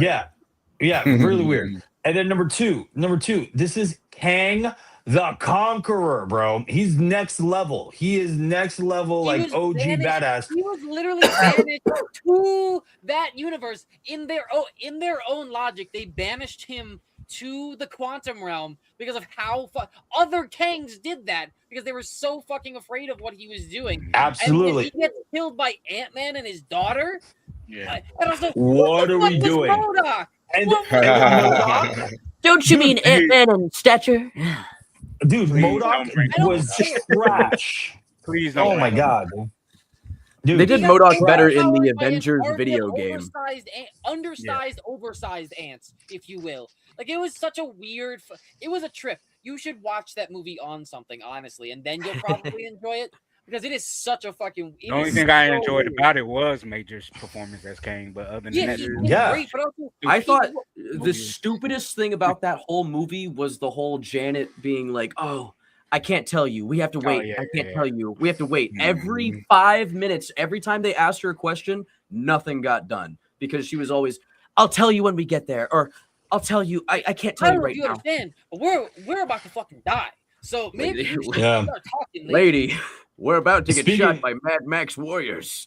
Yeah, speaking of bad ideas, Scott asked, He said, "Hey, do you think if they bring the lizard back in a new Spider-Man movie, they use the look of the Jurassic Park T-Rex for lizard Well, so and the sound effects?" I like iguana lizard. Here's Shoot my me. thing. Right? Like, I like the design I from want them to the go back to Spider-Man a 2 game. lizard that looks like the Yeah. comic book Lizard Man, and then Thank you. The T-Rex from Jurassic Park looks more like Lizard Man than the Dude. Listen, you throw some purple pants on him, you throw a trench coat on him. Weird thing with green and purple. Maybe you got something. I don't know. But Dude, we got I want a more lizard looking than what what the fuck was Voldemort doing in a Spider-Man movie? It wasn't Voldemort. All right, That was all right. You ready? Goomba from the Mario yes, I was about to say it from Super Mario Nah. Brothers. It was Goomba, dude. I was just about to say that it was Goomba. No. Have you seen the original Super Mario Brothers movie with John Leguizamo? Awful. It's the worst movie you'll ever you're watch. not. No, you're talking about the live No, action you crazy, one? man. That movie. Yes, is the live action. That movie The live action. Luigi. That movie is Luigi, awesome. no. When that movie came out, it was a shit though. Like, but Yes, That it movie was. is a guilty pleasure. and Bowser had It is. frosted It tips. is great. It is great. Dude, It's not a we kid's all movie. were too. It was an Yeah, we Espionage were. club that they were in and everything. Yep, dude. we were cheesing on it. I was a kid. I was a kid when that movie came out, and let me tell you, we loved it. We didn't care. We're like, look, it's a Mario movie. Yeah, Yeah, we're like, what? I still love it today, It's man. just I like still the love it game. The freaking bomb that they twisted Yep. and just. It's so dumb, dude. They were Oh trying my to be gosh. crafty. They were trying Thank to be you, crafty. John with Leguizamo, the for being in that movie. movie. Cornrows. But like, No. He's Mario. I'm Luigi Mario. Remember? but that's true though. It's technically true. I hate that because I think Nintendo confirmed that, right? Like that his name is Yeah. Mario. Oh, by the way, Mario brother. yeah. Mario And did you brother. know? I didn't know this. Mario is not the older brother of Luigi. They're actually twins. Yeah. they're Yeah. twins, Yeah, yeah. oh, I didn't know That is no. All this time growing up, I thought Mario was the older brother. Nope, they're twins. Yeah. Dude. Nah, I And think then it was the isn't- cartoon, the old cartoon that introduced that they were twins. Isn't like Wario and Luigi older than both of them? Yes. Who? Wario? Wario and and Waluigi. Waluigi. Yeah. They're older, right? Aren't they? No, not originally. Not originally. Well, not They're- like from creation, but like from in like storyline. I think they're maybe. older.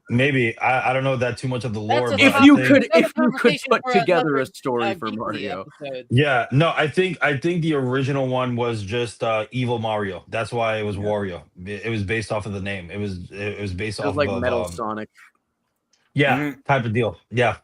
So So to answer but, Scott Walker's question, though, I Yeah. love the design of Lizard in the Spider-Man 2 game, the Insomniac game, Yeah. especially Did you? when he Let me started see. like when Oh, he started yeah. getting He bigger. looks like Yeah, a big bigger, iguana. bigger. Like Yeah, that was a great design. So I still fuck with the trench coat and the Yeah. and the pants. I don't know why. I just love the lab Oh. coat goes so They don't- hard. Wait, you- like, you it's so like- cool you like that one? Okay, he looks like Reptile from Mortal Kombat. a little bit. well, I mean, the reason that he looks like that is that he was getting it. They like Craven basically made yeah, the Craven serum injected and him with juiced some- it, so he Yeah. just kept mutating and becoming bigger. Yeah. I like the route that they went with it, but I like seeing a lizard in jeans. Yes, dude. I want It's funny. I want the lizard from the damn comic book, dude. Yeah, just get That's like, what I want. like even the even comics- better, something that I would also be well, not even better, something that I would also be okay with. Spider-Man, the new animated series that was on MTV, they had a fantastic, scary looking lizard in that show. Yeah, I I'm looking remember it up now. when Gorgeous. whatchamacallit was the voice. He- Neil and- Patrick Harris. Yes. Yeah. Yes. Yeah, And and like I keep saying, like I Wait, know which I one? probably sound annoying at this point, but like the iguana aesthetic for it just made him look like scarier Amazing. because he Yeah. has like this Oh. bull-headed face. His jaw is huge, and he just looks like a little dragon without wings. It's insane. That was a Gotcha. good show, and that got canceled too soon. Yeah, It's like fuck Spectacular MTV. Spider-Man. Yeah, both of them. Let me That was see. good. Oh no, is it this one? Yeah, with Yeah. all the harsh shadows. Oh, I love Yeah. that show. Oh, but look at that! yeah. Look at the trench coat from the '94 show. Dude, this right here, I'm telling you, the 94 one was just awesome, dude. Bring it back. Bring it back. Spectacular Spider-Man like had it going too. Yep. Dude, I love this. I did. I want this one right here, dude. He looks more like a crocodile than a lizard. See, my biggest concern with them bringing that show back is not that the show is going to be good, but that because with X-Men 97 they brought back the original intro music, but they made it better. How are you going to top the intro music from that cartoon? Like you can't. Like that music was fucking awesome. That guitar riff. But you know what though? I still want, man. I still say they haven't done the Spider Sense properly in the movie, and the closest one we got was Spider Noir's Spider Sense. Yep, that was the closest one that they were doing. That was like so stylized for me. I think I liked a lot what they did with Tom Holland's Spider Sense thing when he was in the astral projection thing, where it showed like the wavy lines and shit like that. That was a cool little visual detail. Obviously, it doesn't always make sense, I guess, for them to do it in the regular world or whatnot, but that was the one thing I didn't really cool to see. That was the one thing I didn't like in Garfield, because you heard the sound, but they didn't show like effects where it was just like he would just immediately look to wherever the danger was. Like, I like when they do like the zoom in on the ear, and it's like a. No, the one I still say that I want is the 90s when everything goes neon for his Spider Senses. That one is incredible. Kind of like in Into the Spider-Verse and stuff, where they flash the colors behind it and everything. Yeah. That would be sick. They did the lines, and obviously they did the background to match, you know what I mean, the colors of their universe. But I still say the neon, when everything just turns neon, and he's like, Spider Senses are tingling. Dude, awesome. Awesome. I just wish that they would do it just to give it some style. Like, man, these movies sorely lack style, like actual, like artistic comic book style. Movie. Throw some comic. For real, put some color in these movies, man. Like, best comic book adaptations for live action. Adam West Batman, because you got the in there. I would have said Sin City. Shark repellent. The best example of like comic book to screen. The only live action one that they did that I was like, I can't believe they threw it in there because it was cheesy, but it worked, is in Batman Forever when Robin goes, holy shifted metals, Batman. He's like, what? He goes, I remember that. And then he goes, no. He goes, the metal, it's holy. He's like, oh. I do remember that. Yeah. That's old school. I was just like, that is awesome. I was like, what? Like, it was so cheesy, but I was like, all right, man, I like it. Whatever. That was the best thing about that entire movie. Yep. I hated that. Oh my gosh. Yeah, it was so bad. It was so bad. It was so good. Such a guilty pleasure, just like Batman and Robin. Okay, everyone. Funny thing. Hold on, Lucas. Hold on before you say that, because Danny brought it up. The funny thing about Batman and Robin, and a lot of people didn't notice, I was watching a reactor watch Demolition Man for the first time. And a lot of people didn't know, if you go back and watch Batman and Robin, a lot of the original score music in that movie is ripped from Demolition Man. No, it's like, not, bro. Yep. The entire original score is from Demolition Man. That's awesome. Oh my gosh. That's a good movie, dude. Demolition Man was so far ahead of his time. I know, dude. Today we're living in that world right now. Yeah. That's the first time I ever saw Sandra Bullock. Oh boy, yeah, so hot. Back in the day, yeah, dude. You know what though? I know Arnold Schwarzenegger, bro. That dude as Mr. Freeze had me dying, man. I love. I it's such a guilty pleasure. Batman would kill the dinosaurs. The Sage. So before we jump off, what characters from Spider-Man would you like to see in live action that we haven't gotten yet? Ian, go ahead and start talking. You talked to me about this, bro. What is it? Say it again. I said, what characters from Spider-Man's, that you would like to see in live action that we haven't gotten yet?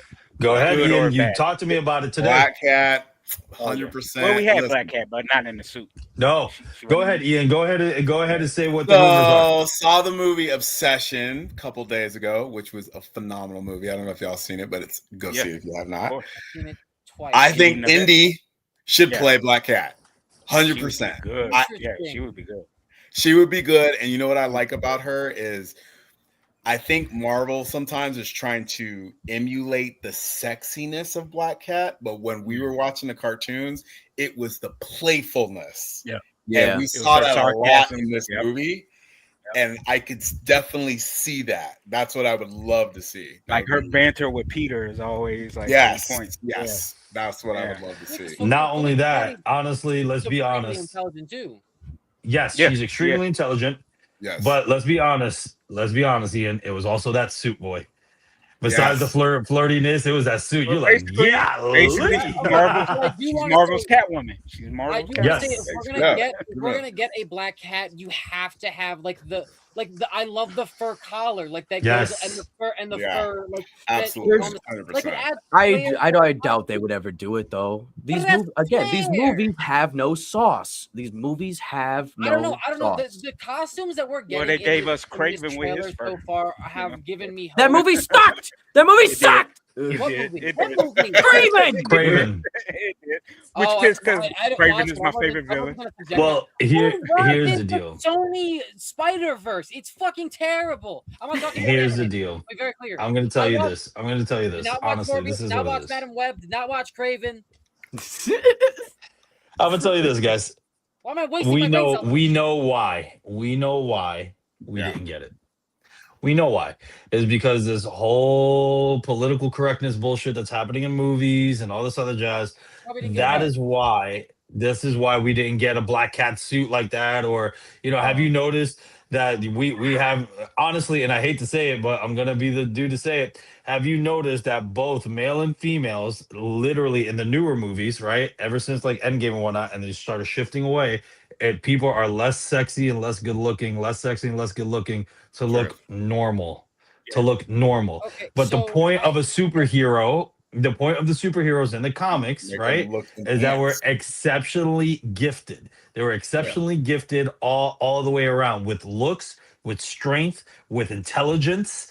Dude, no one's on Batman's level of intelligence in the real world. No one's on Iron Man's intelligence or Mr. Fantastic. Nobody. We gotta take a second, Danny. But I mean, I don't know what I'm gonna be honest. I don't know what you're talking about. They were exceptionally gifted and enhanced. I've never heard them ever describe that in a comic book for any superhero. I don't know. My only defense for this. That's why they were all buff, dude. They were all buff for that reason. That's why everyone was gifted. They were all buff and enhanced and everything. They were superhuman, bro. Superhuman attributes. Again, I guess I don't think that's what the point. I think it's because the MCU is also more tailored towards kids. And the only reason I'll say, Danny, also Black Cat hasn't been in a movie, so we haven't had the opportunity to see a suit. So what is it even like? What is it? I don't know. I just think it's Danny. Who you got? Let's get back to that question. Interesting. Who do you want to see? For Black Cat? Ooh. No. Who do you want to see? What character you like? What character? Yeah. That hasn't been shown yet. Yeah. As superhero films, Blank Man. I want Blank Man back. No, I'm kidding. I'm talking about I would love a Blank Man movie. I would love a Blank Man, Meteor Man, a modern day Meteor. Yes. So in Spider-Man's universe? Yeah. What character? Honestly, man, I think we're long overdue. I gotta go. No, hold on. Honestly, I think we're long overdue for a Scarlet Spider live action and a 2099 live action. That is my take, because especially that you introduced the name Ben Reilly for Spider Noir, especially that they made fun of Ben Reilly in Into the Spider-Verse as a crybaby emo guy. I thought that was hilarious. But now that we're getting a lot of Scarlet Spider and now that we're getting a lot of 2099, I really want to see them live action. And I will also say I would love to see Spider-Woman, aka Spider-Gwen, live action. Give us a done right Mysterio and have him do a Shattered Dimensions storyline. Oh, yeah. Why not? I would Absolutely. I would love to see that. What about you, Luke? Absolutely. I've thought about this for a while actually, because I fucking love this guy. But I think Kane, another clone, would be really really cool. Yes. I love Kane's storyline in the Clone Saga is a mess, but when Kane gets introduced, he's just definitely fix it.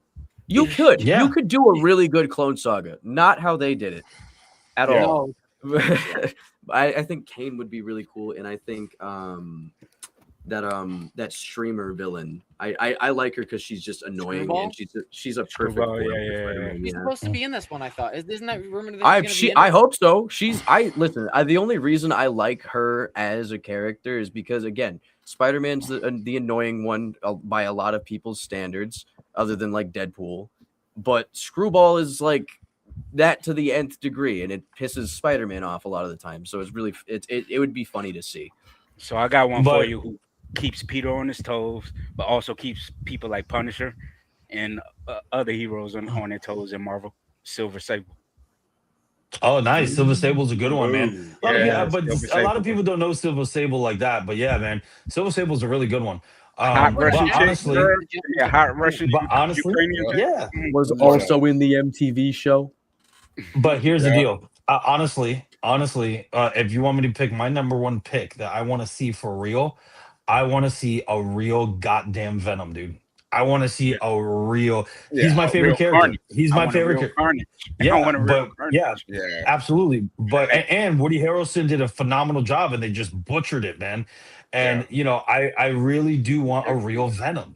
Venom's my favorite character out of all the Spider-Man characters. Honestly, Venom's always been my favorite since I was a kid, because I loved him as a villain, and then he didn't become an anti-hero right away. He had to team up. Well, exactly. But what I'm saying is that he wasn't even an anti-hero then. Remember, he had no choice but to team up with Spider-Man. You know what I mean? And I love that he was forced into that role.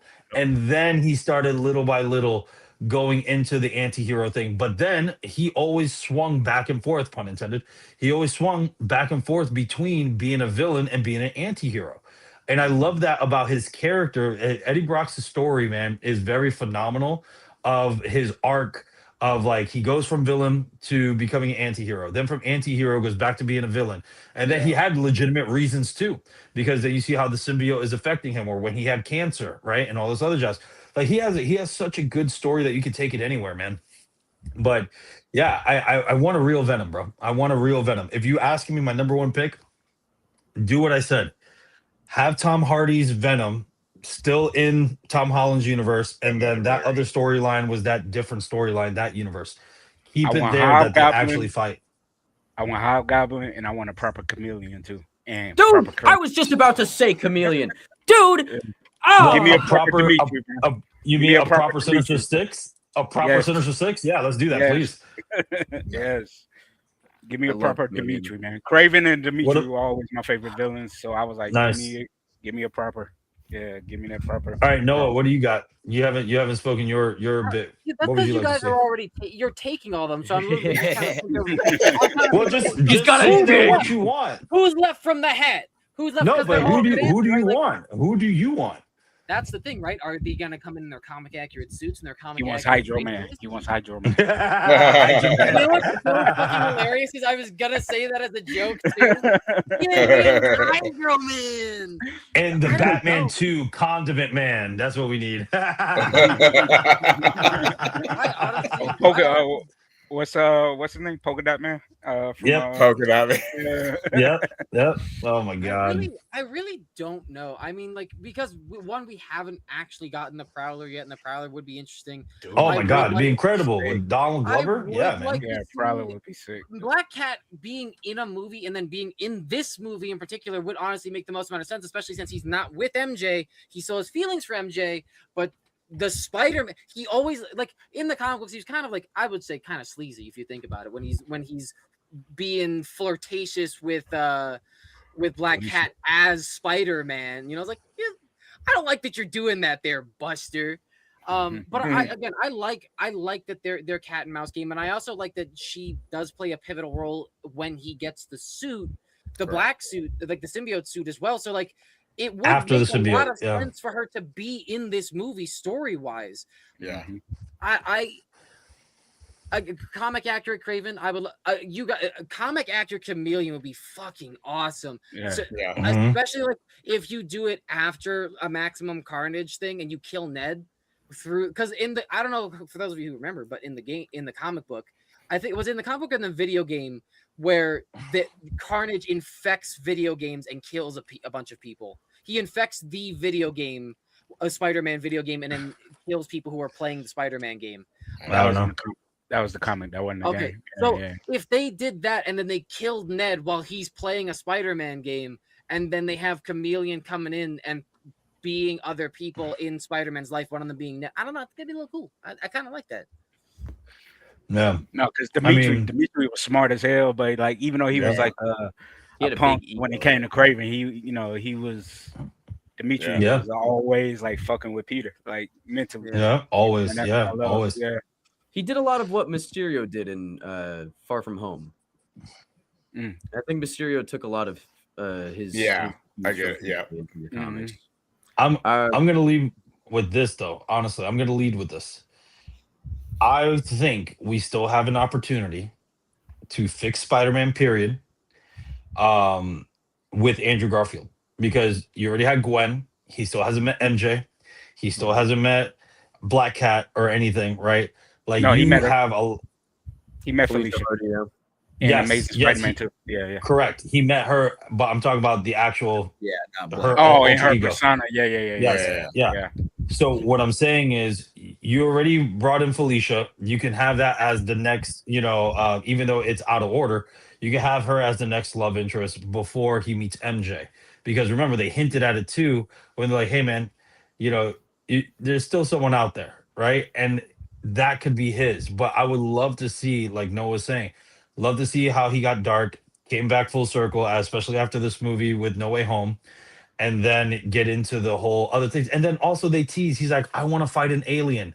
What better way to bring Venom, or true Venom, into the damn thing is like, always be careful what you wish for, right? And now he has to fight a damn alien, Be funny if he said that too. Think, Like, be careful what you wish for, and you just get thrown through a building. Yeah. I'm Kind just of saying. a deep cut for some, but Carly Cooper, one of Spider-Man's ex-girlfriends, I think that would be interesting to dive into one of his relationships that's not Gwen Stacy or MJ. It would Betty be Brant. interesting. Betty Brant, Carly Cooper, could be any of them. For those who don't know, Carly is a crime scene investigator. Peter's pulling. Dope and smart, and she actually found out that Peter was Spider-Man. Yeah, Like but that was found way out after. herself. Yeah, that was way after. And then way after MJ. And then she broke up with him. And then she broke up with him. It was after Spider Island. Yeah, but you know what, Betty Brant. I think with all these love interests, you can fix it with Andrew Garfield, especially that when they hinted, hey, someone's out there, and you can see him going through the dating scene and just fucking up constantly, right? No Way Especially. Home. I was at No Way Home. They were doing some heavy lifting for Andrew and all the dialogue they were giving with and for that character. Like, guys, just give him another movie, please. We want to give him another movie. He got cheated out of a Hey, great Danny, let me show. He did. He did. I got you. My screen share. Yeah. I'm gonna screen share. Yeah. I see it. Tell me when you're ready. Have y'all seen this pictures? I'm ready. All right. Oh, home. This is the old pictures from the scene that they did shoot for. Oh Spider-Man. no! Oh yeah, with Shailene Woodley. No gracias. No gracias. Get a better. There was MJ, no sorry. backing story for it. If they wanted to really do that, make it like his younger high school crush that he met in like the first movie that moved away or something. Well, no, like they had it set up where she was like directly his neighbor, and they grew up together. And they had it set up. It was just it got cut. I'm actually glad that was. I'm glad they cut it. That got cut. I like the actress was fine. I mean, the actress is fine that they chose, but the I don't think that it should have been introduced in the same movie that you killed Gwen Stacy. I think that's a little insensitive. What a spit in the face of that character. Yeah, oh my god. Oh yeah. However, there was a lot. My girlfriend just died, but you're a hot redhead. Cut from that movie. There was so much that they cut from that movie that would have made that movie so much better had they not cut it. But if they were to introduce MJ, it should be in the next movie. The one scene that they cut the one scene that they cut that I'm like, yes, bring that storyline in, is when his dad, when he met his dad. Oh my God! When Richard returned. You get another scene where Andrew Garfield once again steals the show because Fantastic he's just such scene. a performer. Like that scene, like I'm watching that scene and I'm like, I'm gonna cry all over again. Dude, like, I was heartbroken, man. Like I was like, like you're supposed to be dead. It's like, oh, really, right next to Gwen really Stacy's fantastic. But that storyline, is even worse because his parents come back. His parents come back and they're robots. If I'm not mistaken, they were robots. Yeah. It's in the story. I'm gonna look it up. It's in the storyline.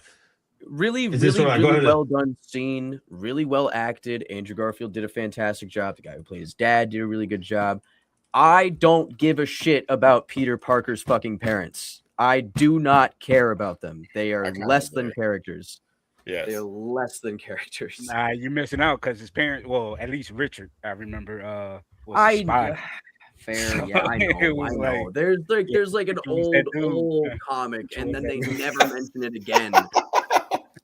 Richard was him. Richard was him. Your comics of the day, everybody. Yeah, read them. and guess who it was? Guess who it was that did that? That made them robots. Chameleon. Nope, Chameleon. I do remember that one. I do. Now that you said so I do remember they said they survived the crash. They said they survived the plane crash, just like how they were introducing him in Amazing Spider-Man 2. And guess what? He used the tech that from his mask. You know how you could have played it too if there wasn't a time gap now? His father comes back, right? He's in it first, and so you're thinking, oh well, based on that scene in the beginning of Amazing Spider-Man 2, his mother's dead because she got shot, but he could have survived a plane crash, of course, because anyone can survive a plane crash. Suppose like it's possible, and then his mom shows up later on, and she's alive. Like she got shot. Like she was fully gonna die, right? Like she was dead before the plane hit the ground. So you see her come in, you kind of get that little like, oh well, something's not right. And then you play into it, and you could even have it the Chameleon's working with Harry, or you could have. But to have the Amazing Spider-Man 3, even though you saw the tech with Dr. Octopus hitting the Sinister Six, you don't bring them right away, and you have this happen because Richard does come back and they shot it, dude. How messed up is it? And like I said, poor Andrew Garfield Spider-Man, but it's true like the comics that he's so happy his parents are alive, and just to come find out it's the fucking villain, Chameleon, that did it the whole time. Dude, what twisted, you know what I mean? What twisted it'll be like it'll be like what Sinister did with the folks in X-Men 97. Yeah, he turned them into Sentinels. Yeah. Oh my gosh, dude. I think, guys, I think we're onto something. I think Chameleon would be dope as the next villain, and especially if they continue that storyline from the Amazing Spider-Man 2. That'd be insane, my bros. You know what they gotta do? They gotta bring Shocker back when Spider-Man's got the black suit. They gotta bring both teams back. Lucas, they gotta bring both teams back. Yeah, they did him. They did him dirty. Yeah, they did him dirty, man. They gotta bring both teams back. I say this. If they do Venom in Amazing Spider-Man 3, this is how it should happen, right? And I know you guys are probably going to hate me for this. Have, like in the cartoon, like you said, he gets the symbiote, and you see him fighting all these different villains like Shocker and stuff like that. And then have the church scene, and at the end, it ends with Eddie Brock becoming Venom and making sure that Amazing Spider-Man 4 is nothing but Venom. Yeah, that would be good. It would continue the generational hate streak that Eddie Brock has been on since the early 2000s. It would be full circle. I'm just saying, instead of introducing Venom in the middle of the movie like they did in Amazing Spider-Man, the regular Spider-Man 3 with Tobey Maguire, you can literally see Andrew going crazy, almost killing villains the whole nine, and then this thing happens, and then finally, we get Venom, but then it ends. And you're like, no, we want Venom. Regardless of why Sam Raimi didn't want Venom in Spider-Man 3, and like he didn't. It's understood within the Spider-Man fandom that you need at least one whole movie to tell the black suit story, because you don't just have Spider-Man fighting Venom. You have Spider-Man in the suit slowly descending into rage, Yes, eating the symbiote, that rage that eventually gets given to Eddie and the symbiote turning into Venom. It's a big story. It is a big story. You have at least one movie, most likely two. You would have to have a 2-part movie, in my opinion, if you do a movie and not a TV series, because a TV series is better. I got something for you. Doing. Huh? dude, that's what they need to. I mean, Spider Noir was so good as a show. They need to keep it. Like I think all of us said it in the past. Ian was very diehard about it in the past as well when we used to do Geekly. Yeah, man, the shows are where it's at, especially for something that has a lot of lore. We've said this, even video game stuff that we talked about, and we're going to talk about in the future. When you have a lot of lore, it doesn't work in one movie. It doesn't. Spider-Man It has doesn't. been around since 1962. And he is not the first Marvel character. He's not even the first superhero by over 20 years. Right. So to just throw them in a movie that's an hour and a half. Granted, this new movie is 2.5 hours, and I'm glad that it's 2.5 hours. We need length for a reason. Yes. In the lore of these, the comic book issues are like 20 pages, and there's like 20 comics per story arc. And that's for smaller story arcs. I think Spider Noir deserves a round of applause, not only for putting Robbie Robertson in the show, but also making him quite the interesting character. Yeah, dude. Yes. So, all of the characters were interesting. All of them were interesting. For the talk of that on that podcast, but after watching the show, I wholeheartedly agree with whoever said it. Every single character in that show was interesting. Every single character in that show. Everyone. I loved. Some of them were cliches, but it fit with the style. No, but it worked. It worked. It worked, style, bro. the time It period, worked. everything. It really. Yeah. So I had a conversation with Noah about it. Oh, sorry. I first thought that it was underwhelming because I had just finished it and I was like, there wasn't really a super good big fight. I mean, it was serviceable, but it wasn't really like a big fight that I was expecting.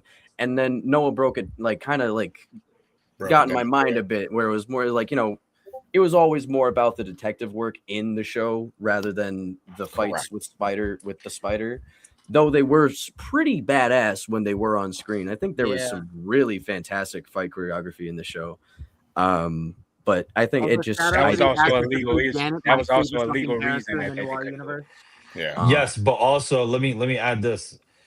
Also, they did it well in the story that they kept joking that he's not as young as he used to be.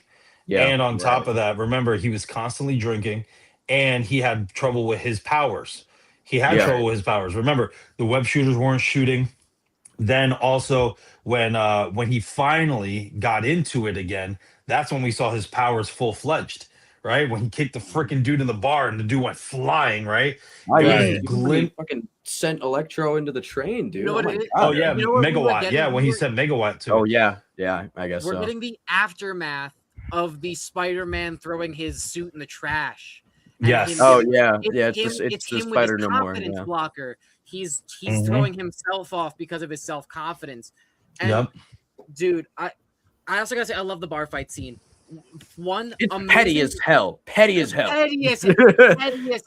It's like, fuck these guys. Yeah.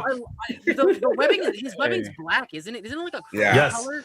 Yes, it's black. Which is awesome. I love that. But also, I love the modernized, but still 1920s feel to correct music. But that entire fucking fight scene was beautiful. Yeah, I love that whole. Nick show. Cage, bro. Yes, but again, everyone in that show deserves a nomination of some kind. Absolutely. And I'm also who was the actor that played Robbie from the injustices that were happening during? He's been in other movies. Name right now. I know what you're talking about.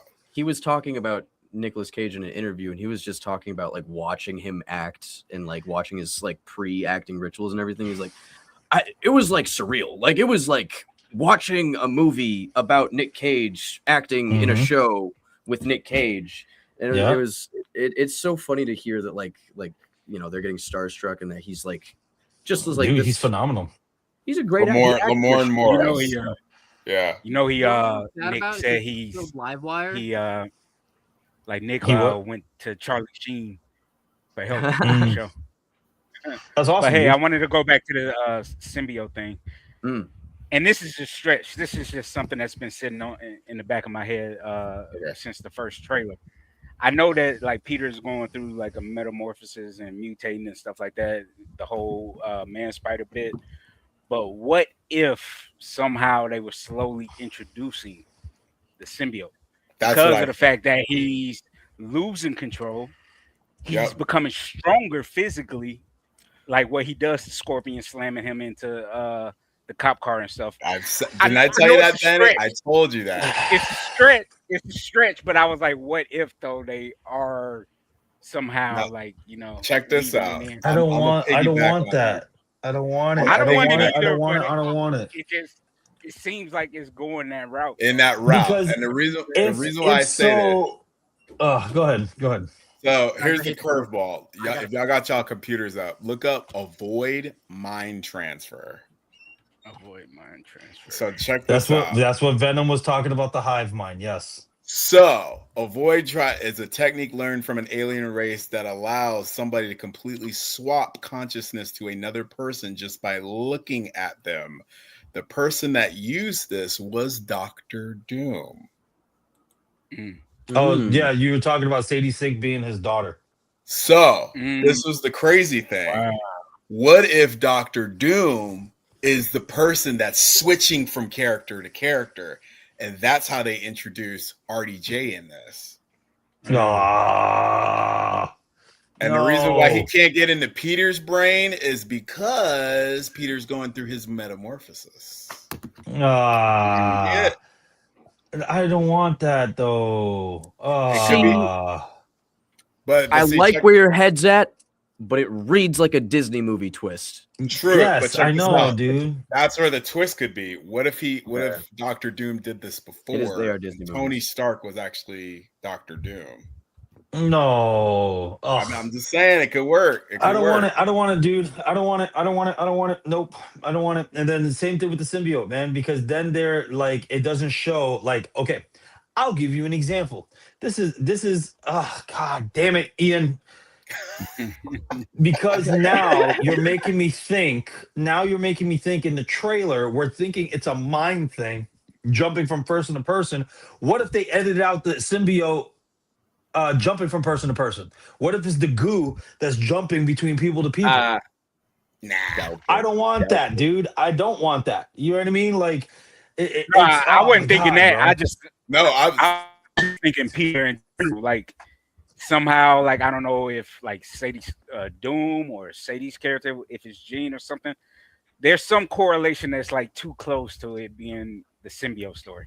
Right, I agree with that. I have a funny feeling whoever that agency is. The story of Man Spider is also just very similar to the symbiote story in general, though. Very true. The only difference is that in turn of being like an addiction for Peter, it's something that's just happening to him.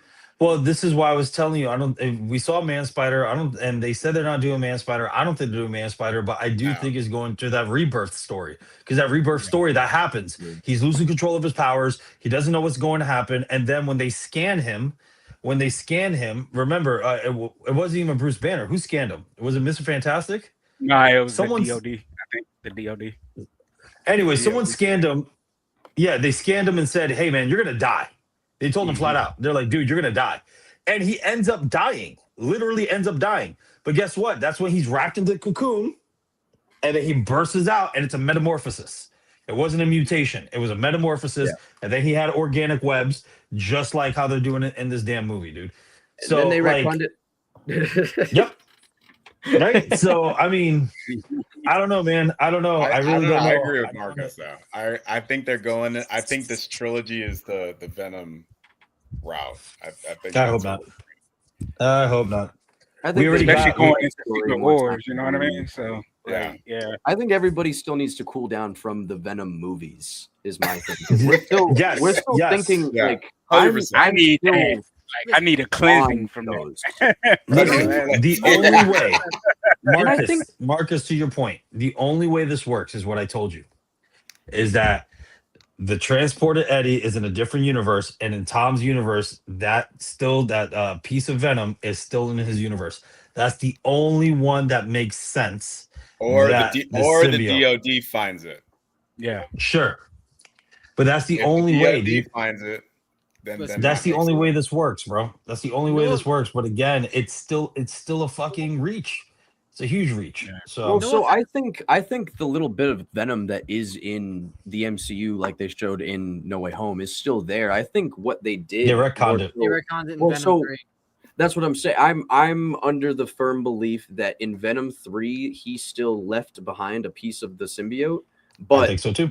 everything that happened in Mhm. No Way Home, where he went to Tom's universe, that symbiote is still there.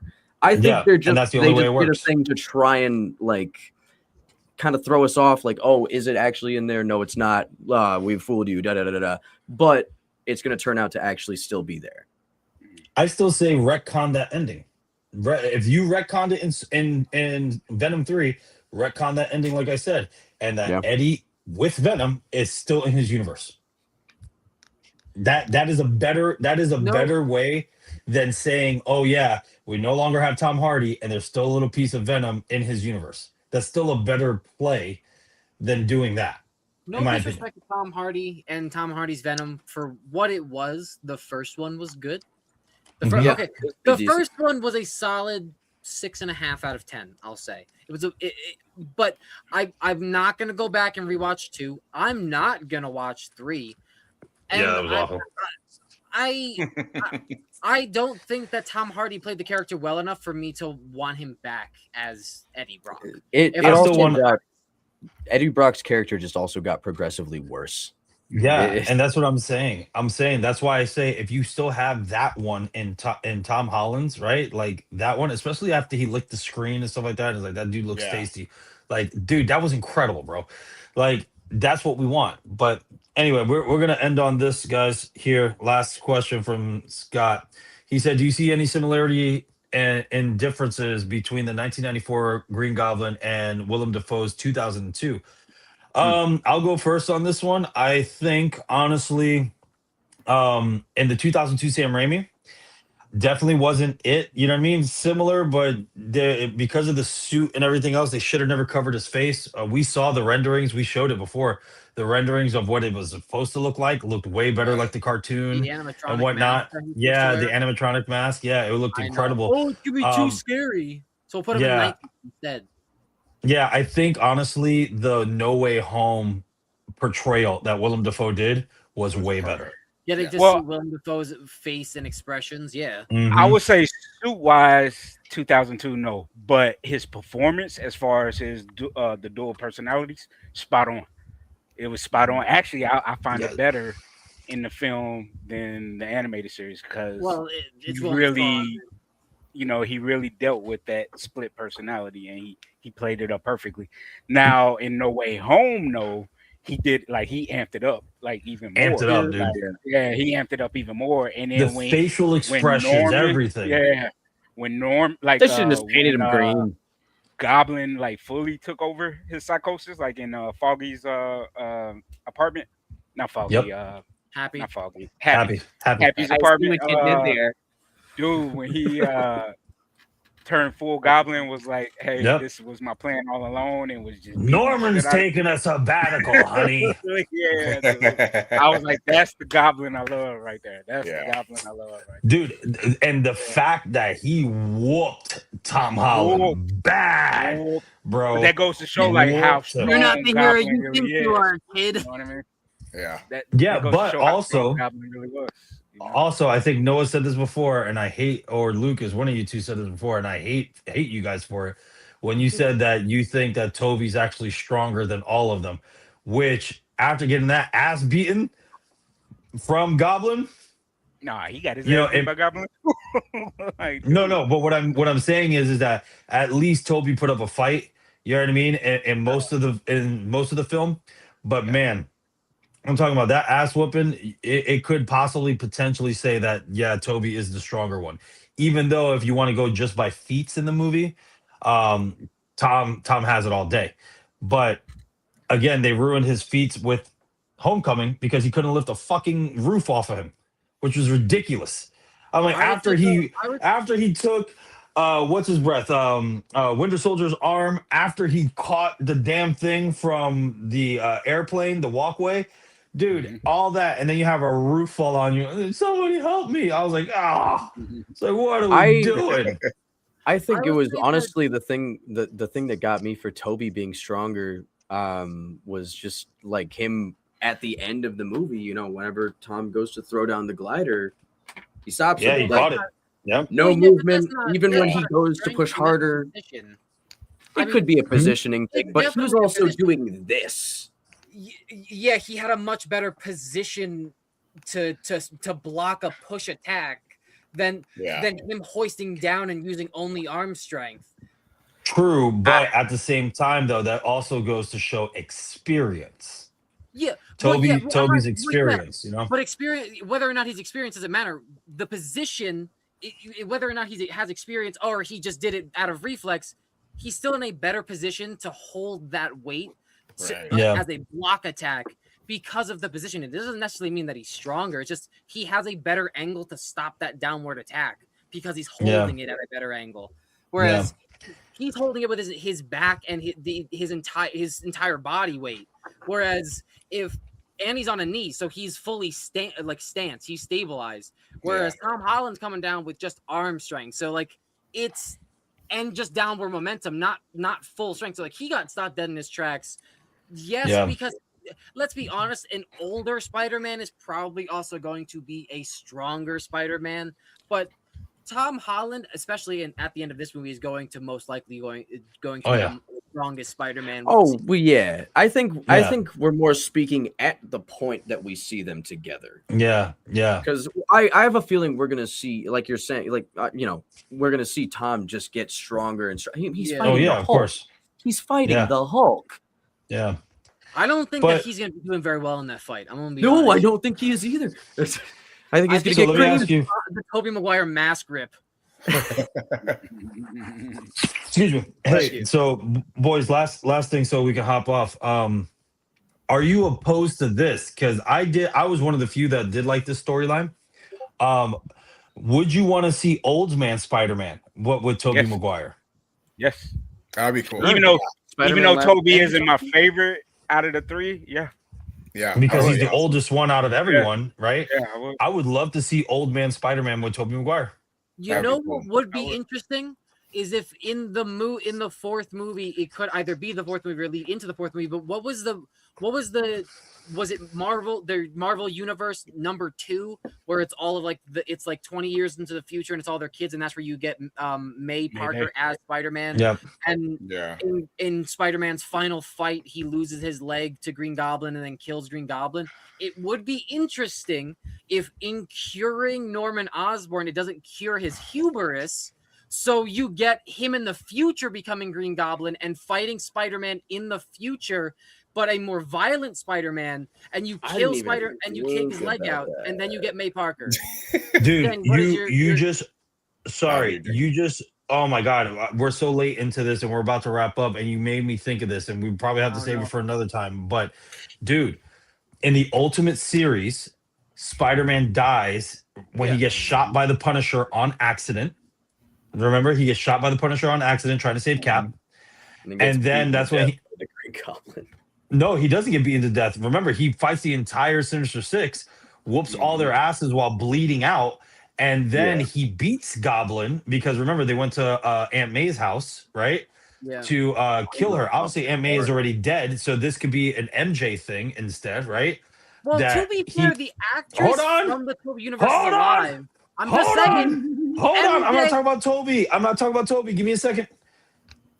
All right. What if, because Tom Holland does have this thing with Punisher now, if that actually happens, he ends up dying for real. But remember, that's how Miles gets introduced because the spider totem bites somebody else. Yeah. So what if they do that with Tom? Tom ends up dying for real, right? On accident by Punisher. And then that's how we get a Miles Morales finally, live action. Got to introduce Iceman first. Get out of here. Spider-Man and his amazing friends. Yeah, oh my gosh. What do you guys think on that? Oh my gosh. What do you guys think? Oh yeah, no, that'd be badass. Again, how much I love the death of Spider-Man. The peak. Because then now you can have Miles Morales. You got Miles Morales with Toby or Miles Morales with Andrew. If they do the whole universe crashing thing. See, and it would work perfectly if they didn't fucking mess with us and try and say that this universe is the 616. And if instead that this was some kind of like, ultimate universe, I wish. Nope, because in Across the Spider-Verse is still my favorite line in the goddamn movie. Is when he's talking to Gwen going, is when McGill is talking to Gwen and goes, I had to clean up your mess, and they're arguing back and forth. And then he goes, and don't get me started about Doctor Strange and the other Spider-Man and Universe 1999-99. Yeah, he says it. He's like, and don't get me started on that little dork from Earth 99. Yeah, that's what I'm saying. He said, don't get me started on Doctor Strange. Well, again, because he's talking about No Way Home. He's like, don't get me started on Doctor Strange and the Dark from 1999-99. So they literally said, in your face, Marvel. Now we're demonetized because of my flicking fingers. I agree with you, but Sony doesn't. Sony's one line in their movie doesn't trump what Kevin Feige has said about the MCU being 616. No, yes, I hate it. Still hate it because it is not 616. The actress who plays Kamala Khan, she's fucking right to tell Kevin Feige that he's wrong. I'm so glad that she was not afraid to say that in an interview. She's like, no, this is not 616 because it's not 616. Kevin Feige either needs to get with the program or shut the fuck up. No, because you know what though, with the success of Sony's animated movies, and if they keep playing their cards right, doing it right. Then I'm telling you, it's no one's gonna care as long as the movies are successful. That's the storyline they're gonna follow, and we all know it. For all of us nerds, that they willingly put that in there and said that Doctor Strange and Tom Holland is from 1999-99 was beautiful, dude. Mm-hmm. Well, because they're comic book fans and they care. They care. Again, stop. Hey, who would have thought? Yep, who would have thought, right? Alrighty, y'all. Well, that's it for today. Listen, guys, like, subscribe. We got the Howling Hour on Sunday. Please, also, as always, hold on. Please go and while we're talking about the Howling Hour, go wherever it is. Always the stream board game. Please, for those of you guys that are watching that stood this long. Please scan the QR code. Please support the board game. We need as much support as we possibly can to get this thing out and rolling for you guys, for all you horror fans. So please do that. Like, subscribe, tell everybody and your mama about this. Any last thing, guys, before we go? Happy Juneteenth for everybody. Reed Savage, Spider-Man. Probably has a lot to do with what we're about to see. I'm actually going to reread this tonight. So happy Pride Month to all the gays. Happy Pride! And on that note, I still say Donald Glover needs to come back as an adult Miles Morales. Peace. Prowler, that's still a good alternative for me. He's the reason. Hey, I'm just saying, coming full circle of him being Spider-Man like he wanted to be. I was talking to my partner about this today. He's the entire reason that we have Miles. He should be invested into the character in some shape or form in the live action. Just saying.